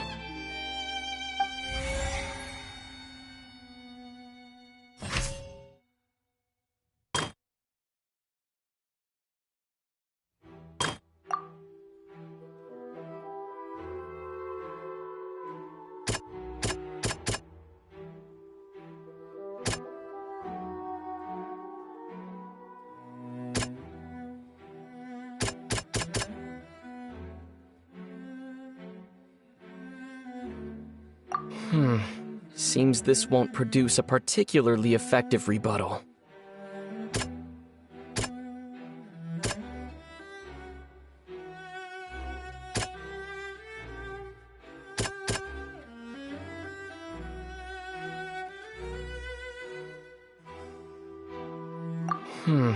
Seems this won't produce a particularly effective rebuttal.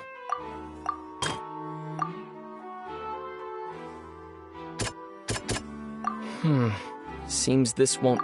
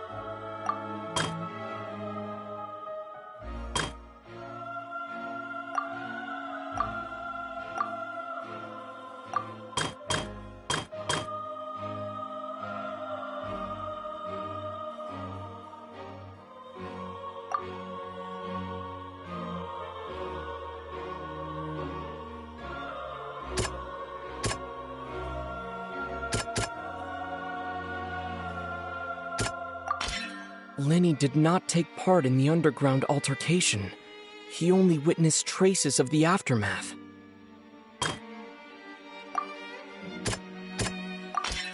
According to Linny, he left via the vent after entering the tunnel. He couldn't have had that altercation with Halsey.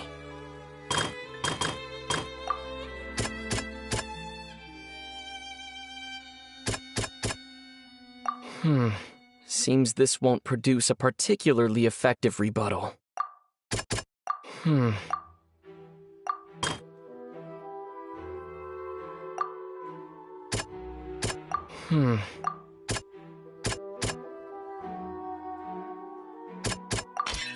Linny went to the room that contains the Oratrice's core. This is the actual truth. Attention! Ace Detective Paimon has something to say! When the countdown started, Linny did indeed go into the tunnel. But he immediately used a vent to access the Opera House basement, which is where the underground core of the Oratrice is stored. Once he reached that area, he heard a voice in what should have been an empty room. Since he felt something was amiss, he returned immediately. The crime scene had already developed by the time he reached the tunnel again, and in order to complete the magic trick, he did not remain there for any length of time. Finally, he reached the surface, and that was when the accident happened from his point of view. Therefore, he's innocent!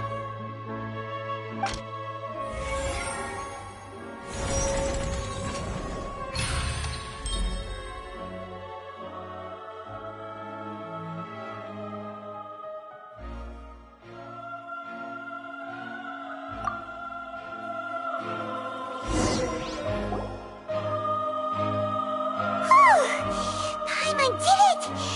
Paimon actually managed to say all that! Oh, wasn't it awesome? In other words, you believe that he knew nothing of the incident? That's right! My reasoning?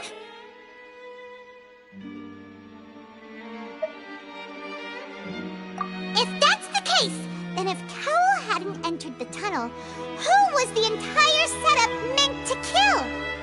Assuming that what you say is true, Linny only needed to kidnap the young girl to cause a new disappearance case. What would the point of killing someone on stage be? Oh, they have a point. That's right, you tell him! And that's why they're partners of mine. They've managed to turn things around. Oh, well, your denial is very strident, I'll give you that. But what proof do you have to back your claims? Of course I do. If he had been in the magic box the whole time, how could he have not heard that sound? Why do you ask? You're saying that he wasn't?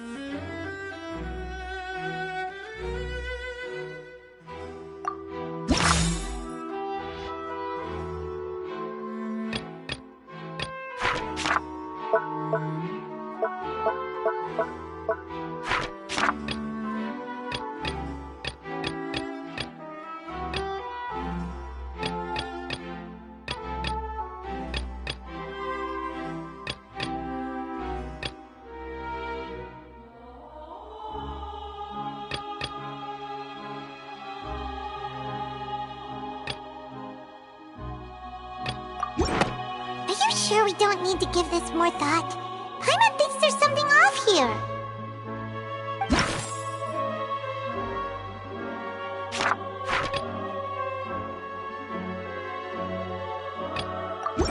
Are you sure we don't need to give this...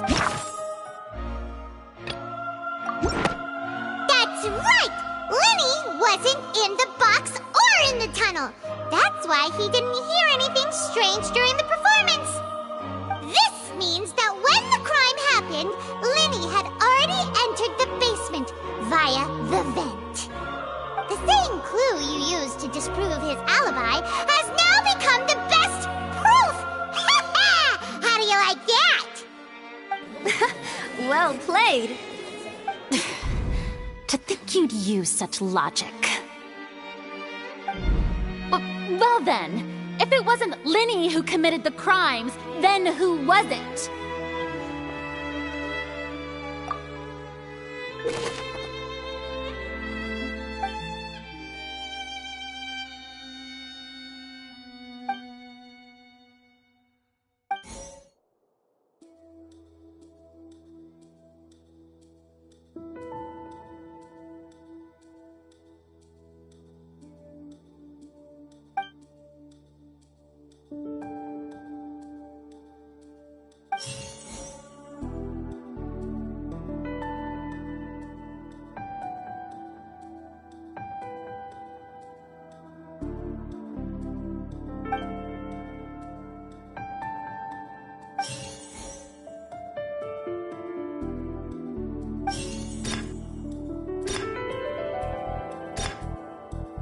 Could there have been a third person involved?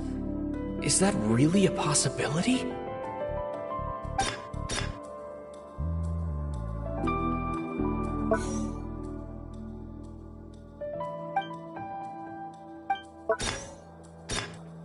The deceased's name is Cowell, Linny's assistant. He would have been able to tamper with the equipment.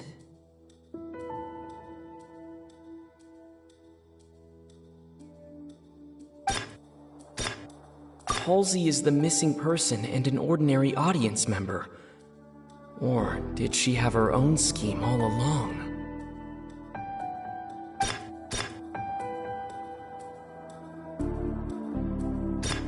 The deceased's name is Cowell, Linny's assistant.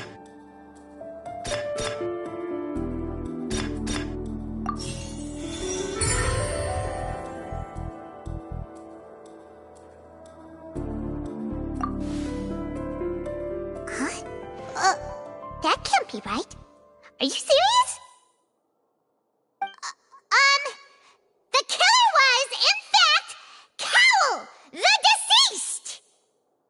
Oh, is that so? How interesting! Let's hear your reasoning then. What I must do next is recreate the truth. What Cowell did, and how he went from would-be perpetrator to victim.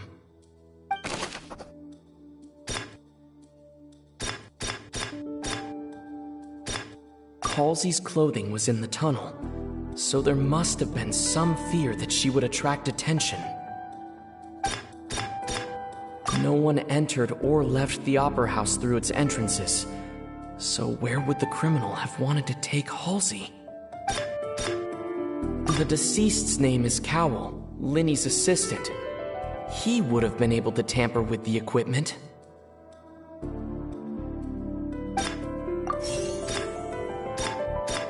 The sound we heard may have come from a clash between the missing Halsey and the criminal. It would have been tough for both people to fit into that vent. They would likely have bumped into Linny as well. The sound we heard may have come from a clash between... No one entered or left. Halsey's clothing was in the tunnel, so there must have... It would have been tough for both people. Halsey's clothing was in the...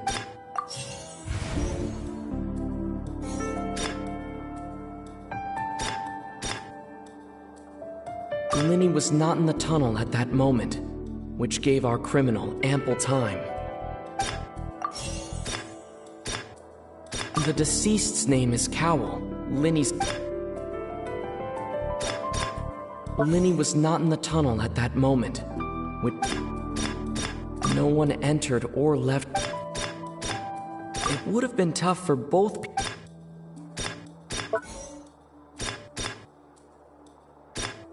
The deceased's name is...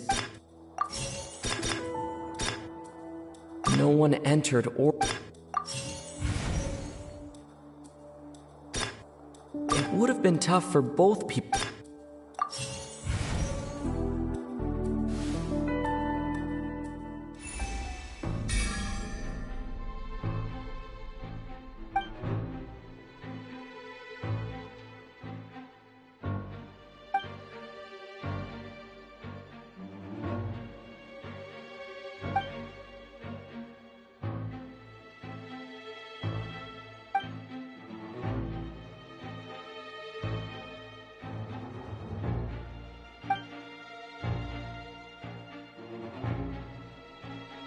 What's wrong, Traveler?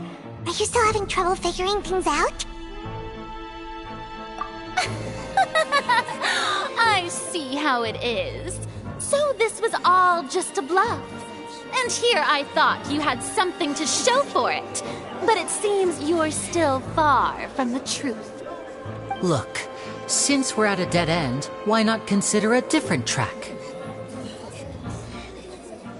Just like the trick as it transpired, the end result must have been utterly different from the magician's initial design. If only we knew how Halsey disappeared. Well, that would be nice, but the tunnel only has 3 exits, and none of them seem very likely. And It's not like this is a magic trick where you can just make a real live person disappear. You know, like you did from that water tank, Lynette.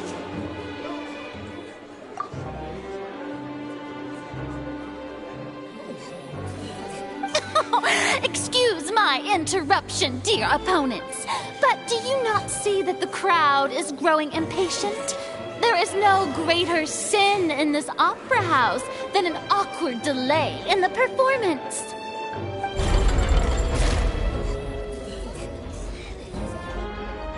If the defense is unable to make further effective arguments, we will move on to the next stage of the trial. Linny was not in the tunnel at that moment, which gave our criminal ample time. The sound we heard may have come from a clash between the missing Halsey and the criminal. The deceased's name is Cowell, Linny's assistant. He would have been able to tamper with the equipment. The vase was not broken by chance. It was used to cover important evidence. The water!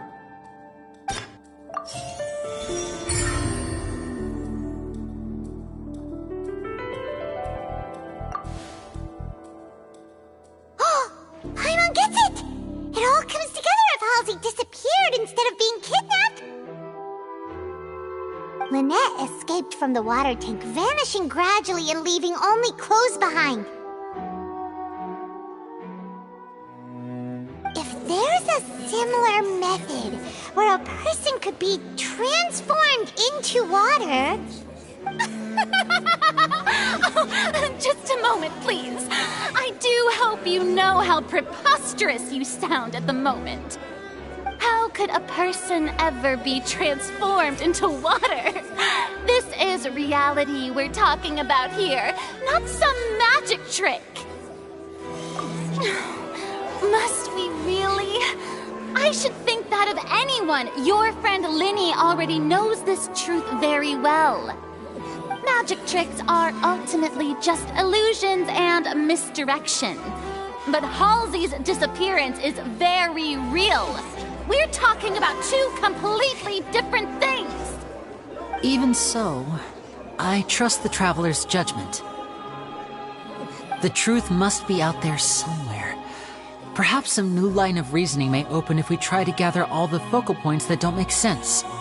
Since Cal was the deceased, we haven't placed much attention on him. But given that we aren't making much progress with the case, it wouldn't hurt to have a look at his belongings, would it? People really do come up with all sorts of harebrained schemes when at the end of their rope. The way I see it, your suggestion that we broaden the scope of our investigation is nothing but a tactic for stalling the trial. Nevertheless, I believe that this is a reasonable request on the part of an attorney. Since the trial does indeed appear to be at an impasse, I believe that additional evidence may help us make more progress. Guards, please step into the lounge and examine the personal effects of the deceased, Cowell.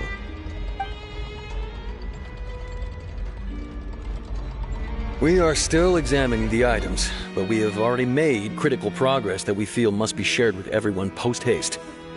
We discovered several test tubes of fluid within Cowell's baggage, each labeled separately. The notebook in his backpack claims that these fluids are... water from the primordial sea. The primordial sea? The note's contents also indicate that Cowell belonged to an organization that sells illegal drugs and that he had an accomplice. The notebook has many entries concerning safe usage of these fluids, in which the keyword dissolve appears many times. One of these tubes was labeled Opera Epiclese, along with yesterday's date. It is empty. The notes also state that these dissolution properties work exclusively on people from Fontaine. It's likely that Halsey was chosen as some sort of test subject. As such, we believe that the defense's hypothesis is, in fact, supported by sufficient evidence. You gotta be kidding! People dissolving into water? Could something so ridiculous actually be true? Wait a moment. This reminds me of a certain prophecy, but it's just a coincidence, isn't it? If people can become water, does that mean that the water tank's real use was as a means to hide water stains?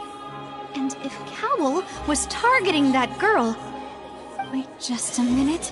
Could that mean... You two, with me, quick! Demoiselle, wait! What about your partners? Let's go. Just trust me. Order! Order! It is undeniable that further examination of the deceased's personal effects has yielded some surprising results, but we cannot yet verify the veracity of these clues. Still, let us assume that these clues are indeed authentic, albeit with the understanding that Ms. Halsey has yet to be found. Guards, please continue examining the items along these lines. Mr. Linney, it appears your hypothesis is supported by the evidence, so please continue speaking. Of course. Thank you, Your Honor. If we uphold this hypothesis, I believe that many of this case's seemingly unrelated clues can be connected together. Right! Like the metal hook! That one didn't make sense at all. Let's think about this. Cowell's methods must have something to do with that water from the primordial sea.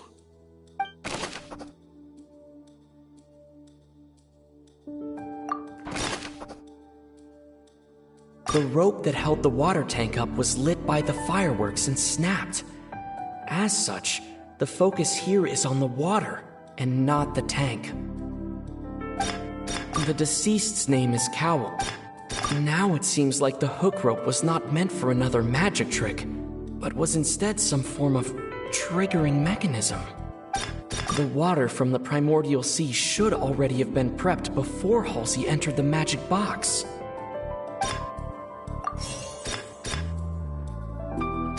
The water from the primordial sea should already have been prepped before... The deceased's name is Cowell.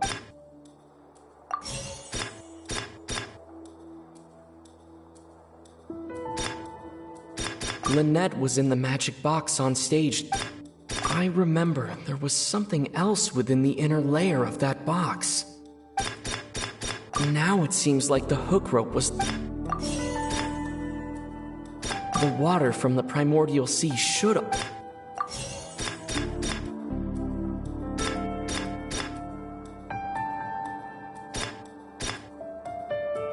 The rope that held the water tank up would...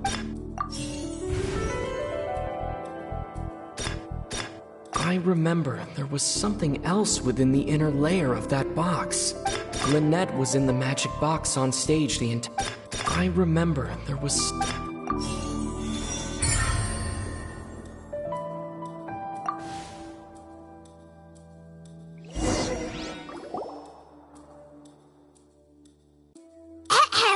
It's Ace Detective Paimon's time to shine again! In the original plan, Cowell would tamper with the water tank rope and the number selector securing his target. When the magic box containing Halsey was lowered, the metal hook would retract gradually and pierce the balloon at the top of the box. When the balloon attached to the box popped, the water from the primordial seed inside it would pour down and dissolve Halsey. Afterward, Cowell would enter the tunnel and break the flower vase to conceal the water inside the tunnel, with the remaining evidence being covered up by the water tank on stage. But he encountered something unexpected in the tunnel and wound up being fatally hit by the same water tank he meant to use to cover his tracks. Huh. That does make sense. That actually links together a lot of the more confusing pieces of evidence.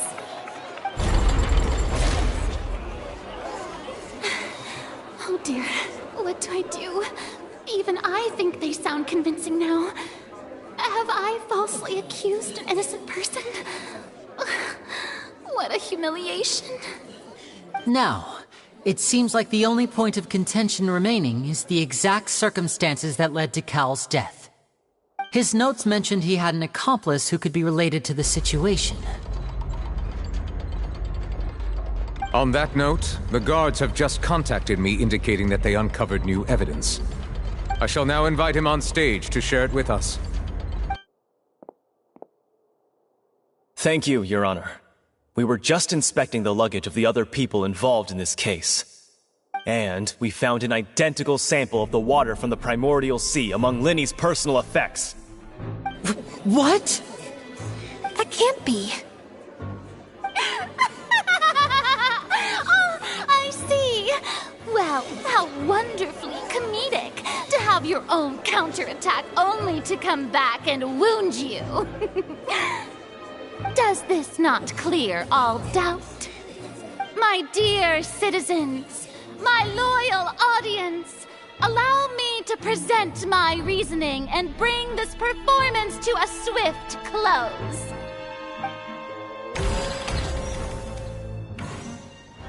Linny did not need to take part in the dissolution of the young woman at all. Indeed, he did leave the scene via the vent.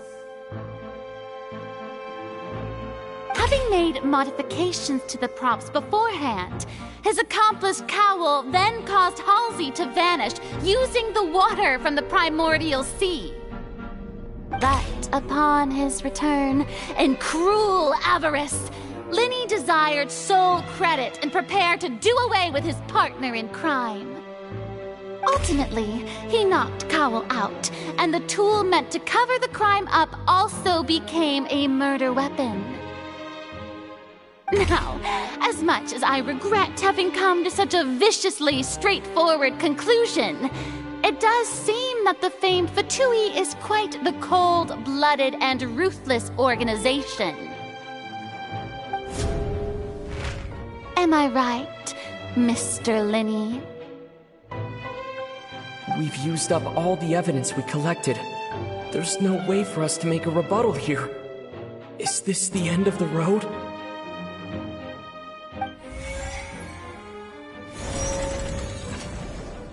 Oh no! Paimon can't think of anything either. It doesn't look like there's any way around this.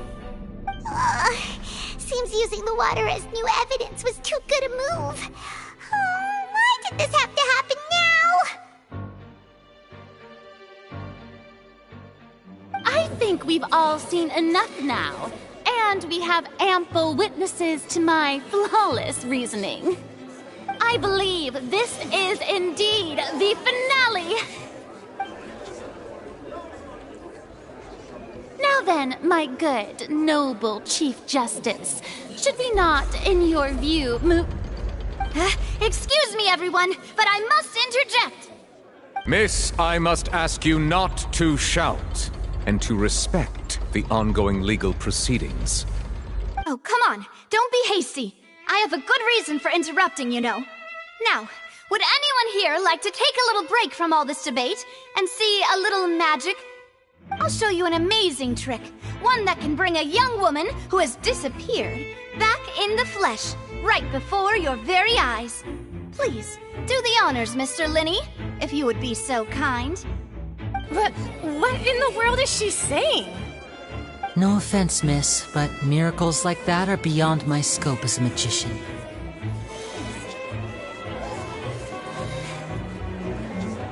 Come on now, don't be silly. Magic is all about misdirection, isn't it? It often conceals the truth while presenting a fascinating illusion. But once everyone believes the illusion, can't magic reveal the truth to them once again? And wouldn't such a trick be the most marvelous finale to today's performance? Come on, Linny and Lynette, give it another go. Don't worry. Spina di Rasula has made the necessary arrangements on your behalf. But, as the magic makers and stars of the show, I think I should leave the final performance to you. I understand.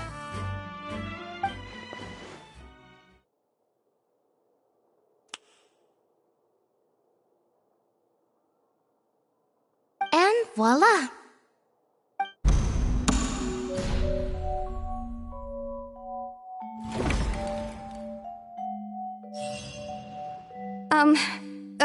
Sorry for the interruption. Wait, isn't that Halsey? So the whole thing about people dissolving wasn't true after all? To be clear, I'm only here because this person told me that if I testified, the merit of doing so would lessen my sentence. I was hiding outside this room listening to the proceedings because I was afraid that I would be the one put on trial. I was just feeling happy that no one had noticed me, and then before I knew it, she caught me. That'll teach you to underestimate us three. Where should I begin? I'm sorry. I'm the one who killed Cowell. I admit it. What? Why? Firstly, my name isn't Halsey. It's Lillian, and I'm originally from Mondstadt. I heard that Linny's show was going to be a real thriller, but I missed the chance to buy a ticket, so I stole one. That's how I make a living.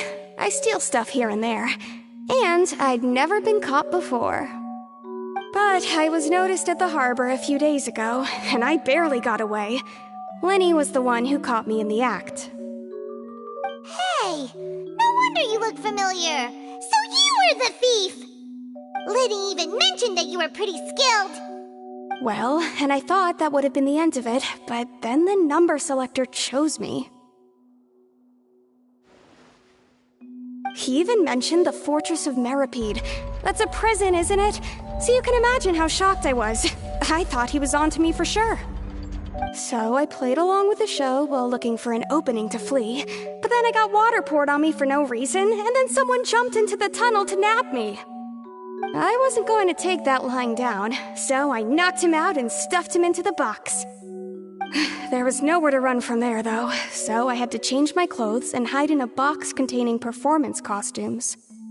I slipped out after the first guard arrived at the scene and continued hiding inside the opera house. Can a person even hide in there? But I swear I didn't know that the water tank would fall down. Really, I swear it. Had I known that, I wouldn't have put him in the magic box. I may be a thief, but I'm no killer. Well, that makes everything pretty clear now, doesn't it?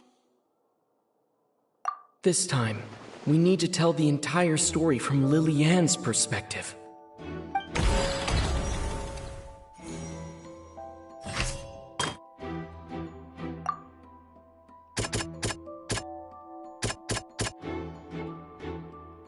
Hmm.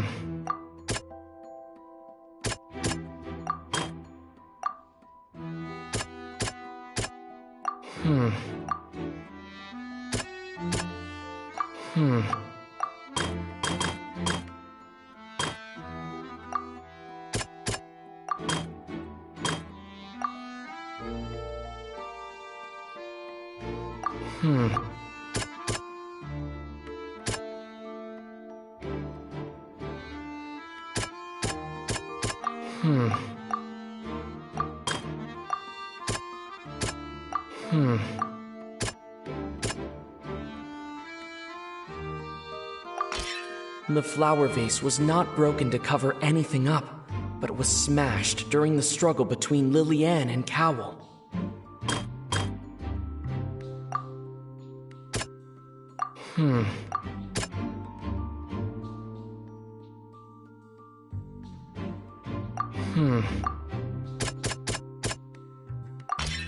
Lily-Ann was afraid that she would be recognized if she left, so she changed clothes and hid, biding her time.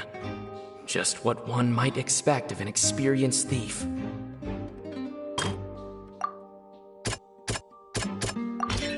The strange sound wasn't from a fight. It was Lily-Ann's attempt to break out when she was frightened. And it's Ace Detective Paimon time! Having been selected out of the blue, Lily-Ann panicked. Her panic only intensified after she entered the tunnel and had water poured on her head. So she kicked the door open, producing the thud we all heard. Hearing the commotion, Cowell leapt into the tunnel, only to discover that Lily-Ann had not dissolved. He did not know that Lily-Ann was not from Fontaine, but was a thief who made her way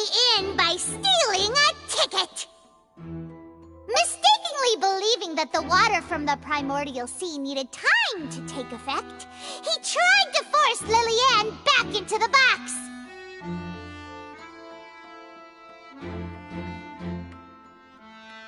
The two broke the flower vase during the struggle, but Lillian came out on top, knocking Cowell out and putting him in the box.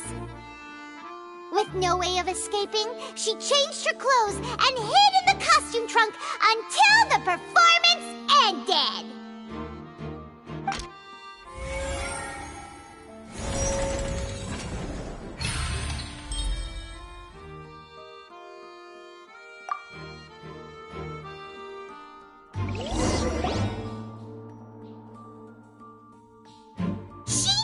That she would have to go through guard inspection if she tried to leave afterward. So, she has been trapped in the Opera House these last 2 days. She had already become desperately hungry by the time we were chatting over macarons. So, she swiped 2 of them right under our noses. Talk about a sneaky thief. At this point, all the events that happened in the tunnel have now come to light. Ah, so that's the whole story. Bravo! Bravo! Now then, Lady Farina, do you wish to speak against the defense's statements? Please answer the question, Lady Farina. Also, if I may add, the trial has not yet ended. As such, I request that the prosecution not leave the room before the proceedings have concluded. What? Are you reading my mind now? No, I have no further arguments. I admit defeat. But really, could you at least have left me with some dignity? Wow, look at that! She's like a deflated balloon now. If there are no objections, then as the Chief Justice of Fontaine, I shall once again repeat the full sequence of events. The actual perpetrator of the serial disappearances, Cowell, selected his next victim from the audience reservation list. With some modifications to the selector, he could ensure that the pre-selected young woman would be chosen. To cover up any evidence while committing the deed, Cowell thought of allowing the water tank to fall, which would conceal the water left behind after the young woman was dissolved. He also tampered with the rope suspending the water tank, using the fireworks at the end of the performance to cause the tank to drop and hide the watermarks. He poured the water from the primordial sea into a balloon during the preparation of the magic box and stuck it to the box's lid. Finally, he passed the prepared hook on a rope through the gap in the magic box's door when bringing the young woman to said box. When the magic trick officially began, the box containing the woman was lowered into the tunnel, tightening the hook rope and bursting the balloon containing the water. If all had gone to plan, the young woman would be dissolved at this time. However, Lillian was not from Fontaine and thus fled the box with a loud noise. Realizing that there was trouble, Cowell entered the tunnel and met Lillian. Thinking that the waters had not yet taken effect, he decided to proceed. However, his opponent was more capable than he thought, and he was overcome, knocked unconscious, and placed into the magic box, and thus became his own final victim. Lillian, according to her own statements, then changed clothes and hid until the performance ended, before hiding in other parts of the opera house. As for Linny, he was in the underground structures within the opera house, and was thus ignorant of these happenings. From this reconstruction of events, we can conclude that Linny, the accused, is in fact innocent. While there is much in Linny and Lillian's conduct that should still be investigated separately, this case, at least, can be handed over to the Oratrice to make the final decision.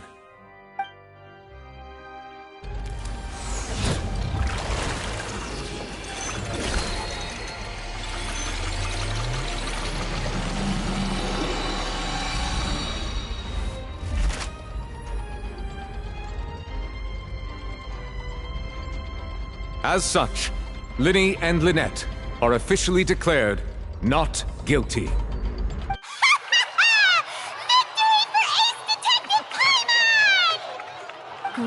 work, partners. Thank you all. Thank you so much. Next, I think we deserve an explanation, Guard Vaughn. How did you find the water from the primordial sea in Linny's baggage? Right! Your discovery caused me to make a serious mistake, you know. Or was that not a discovery, but false evidence that you dared to bring before this court? I suspect that the accomplice mentioned in Cowell's notes was not Linny, but you, yes?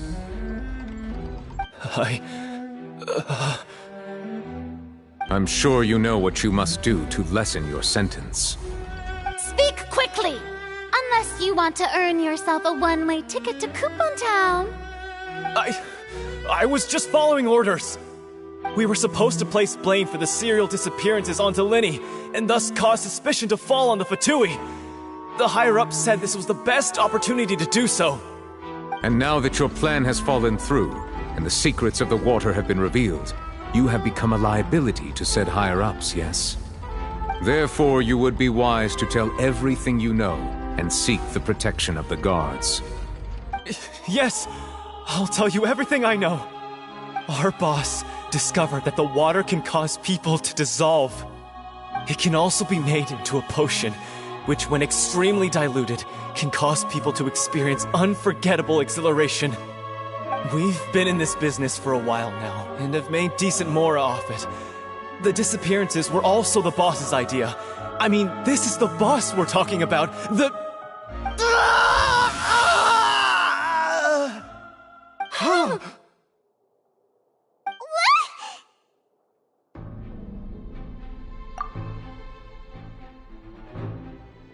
And now he can no longer talk. Such ruthlessness. I shouldn't have expected any less of them. An outrageous act. All present, please submit to inspection immediately.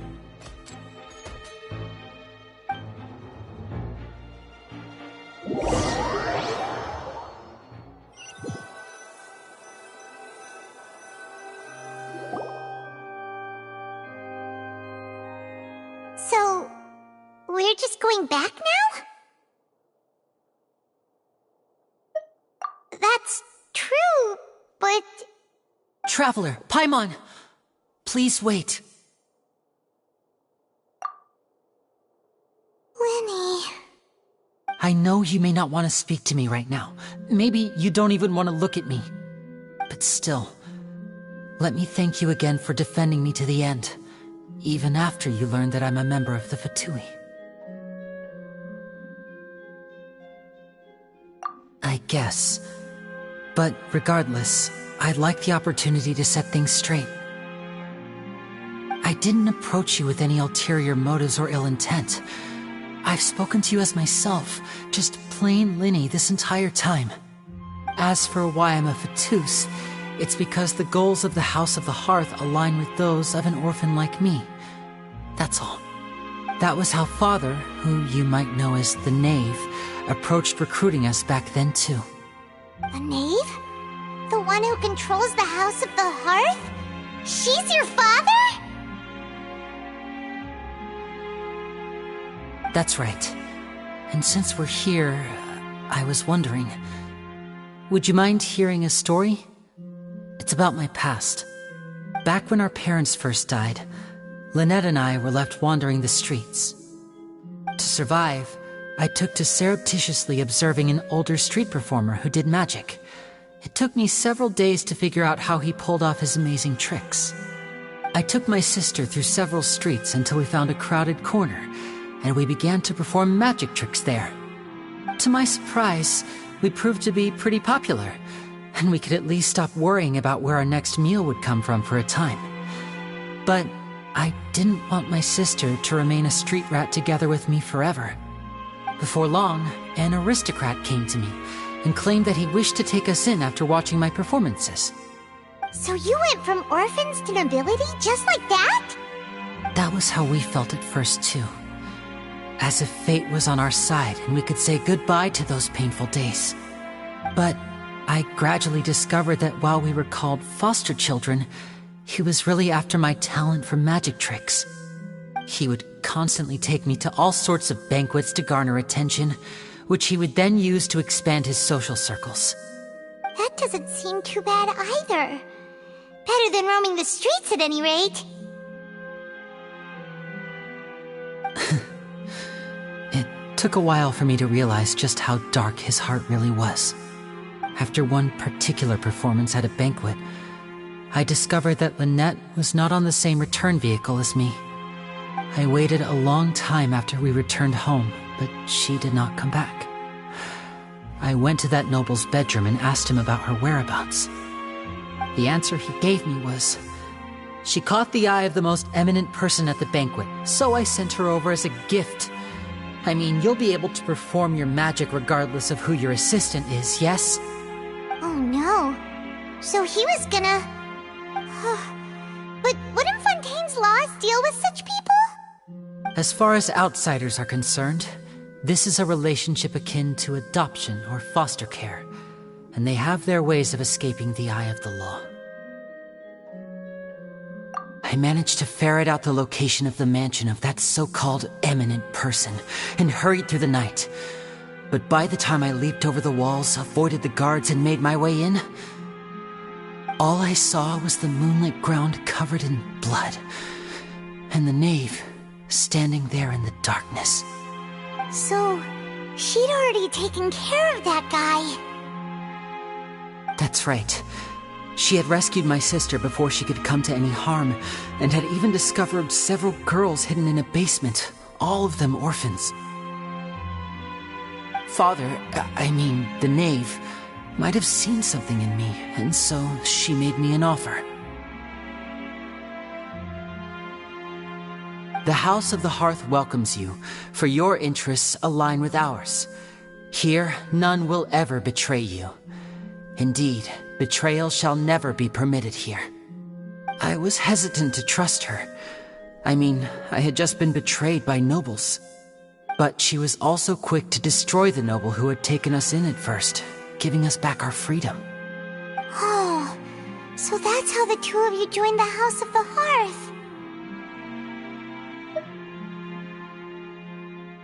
She has her own plans. She has gained permission from the Tsaritsa to first use the Gnosis' power when she obtains it.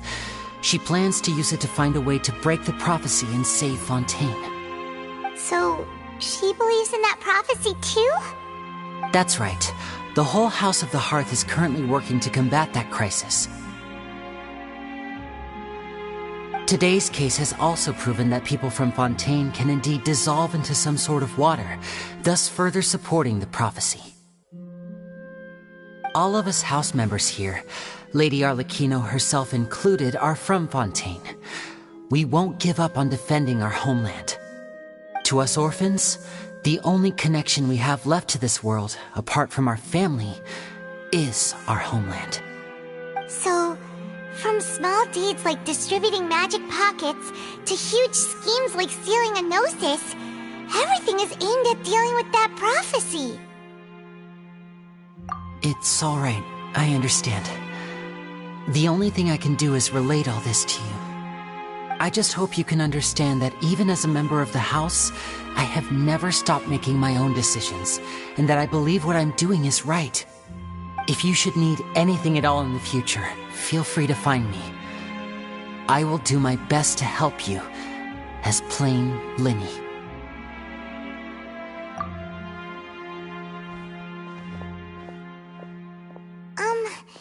Bye, Linny!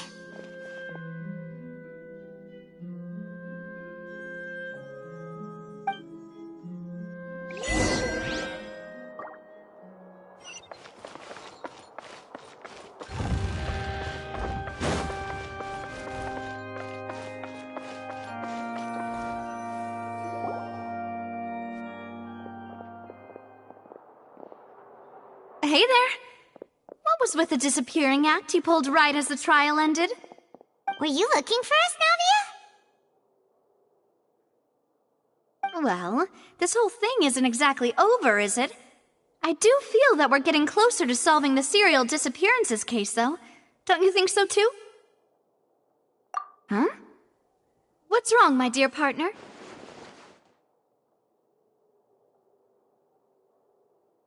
Besides, are you sure we're the ones who can crack a case that's been cold for decades now? And given that there's new evidence from the trial, there should be a trail of breadcrumbs for the Hydro Archon's people to follow now, right? Ah. I see. Well, I won't lie. I'm a little shocked to hear that from you. But I suppose you are just travelers who have only arrived in Fontaine after all. Sorry. I might have been too presumptuous. Don't say that, Navia. Ah, and we were having so much fun investigating with you, too. It was like having new waters flowing into a stagnant mire, causing new hope to spring forth, and the reflection in the murk to become clearer. Sorry about that. I'm a bit prone to nostalgia. Don't mind me. Wait, shall we have a farewell meal? You know, to commemorate our time as partners? Huh? Do we really need to get that formal? Well, guess you really did treat us as partners, huh? Well, I'd just like to have a proper ending to every important memory. That way there are no regrets later. Anyway, it would just be a meal, so it shouldn't take up too much of your time. You don't have to twist Paimon's arm. If Boss Navia's treating, count Paimon in! Oh, wonderful! In that case, why don't we return to the court of Fontaine and head to the Hotel de Boer? I believe we'll make it just in time for dinner. All right then, let's have our farewell meal!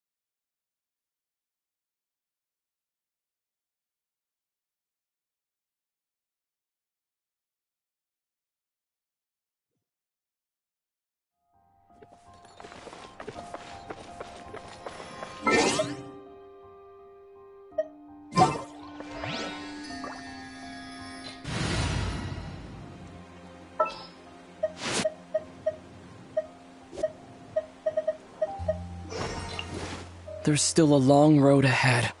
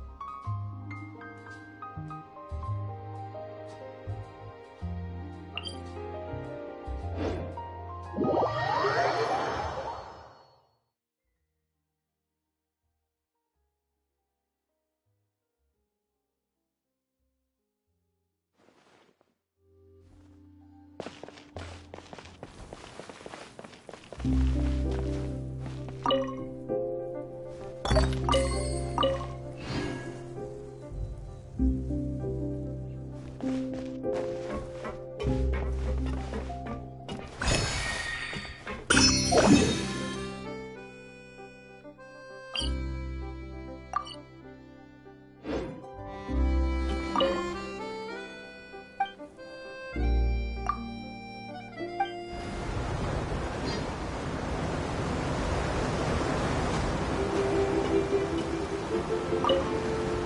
to the Clementine Line Aquabus. This boat tour will take you to the magnificent court of Fontaine, the most important city in our nation. I'm Aval, and I'll be your tour guide for this trip. Even though I'm not as reliable as Elfan from the Navia line, I'll still do my very best. And if you're dissatisfied with anything, feel free to let me know right away. Oh, wait a sec. Please contact a staff member with your feedback after reaching the station, and we will address your concerns as soon as possible. Back on topic. The destination of this trip will be the Court of Fontaine. If you'd like to learn more about the latest technological developments in Fontaine, the hottest new trends in cuisine, or upcoming sensational trials, please subscribe to the Steambird.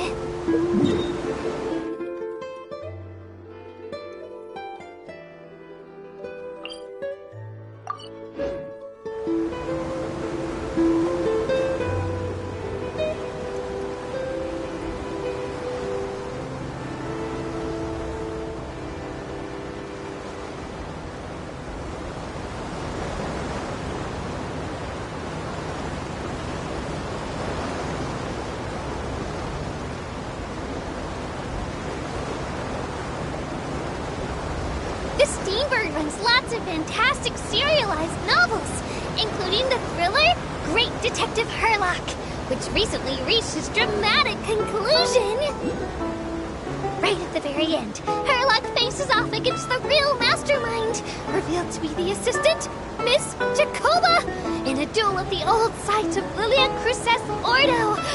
I couldn't stop my feelers from shaking. Oh no, did I spoil it for you? Oops. Anyway, coming up ahead on your left-hand side is Miracy Village, the hometown of all Melazines, myself included. It's deep below the ground, just over there.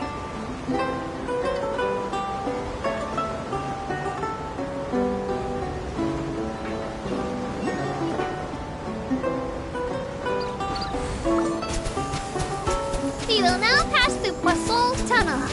Now that I think about it, very few people tend to take this line. Maybe it's because humans don't really like deserts? After all, the most popular route in and out of Fontaine is through Liyue's Tenue Vale. I've heard that in places with lots of sand, even Clockwork Mecha will start to malfunction. I mean, no rational person would try to cross a vast, hot, and dry desert to get to Fontaine, right? I'm so sorry. I didn't mean to imply that you were irrational.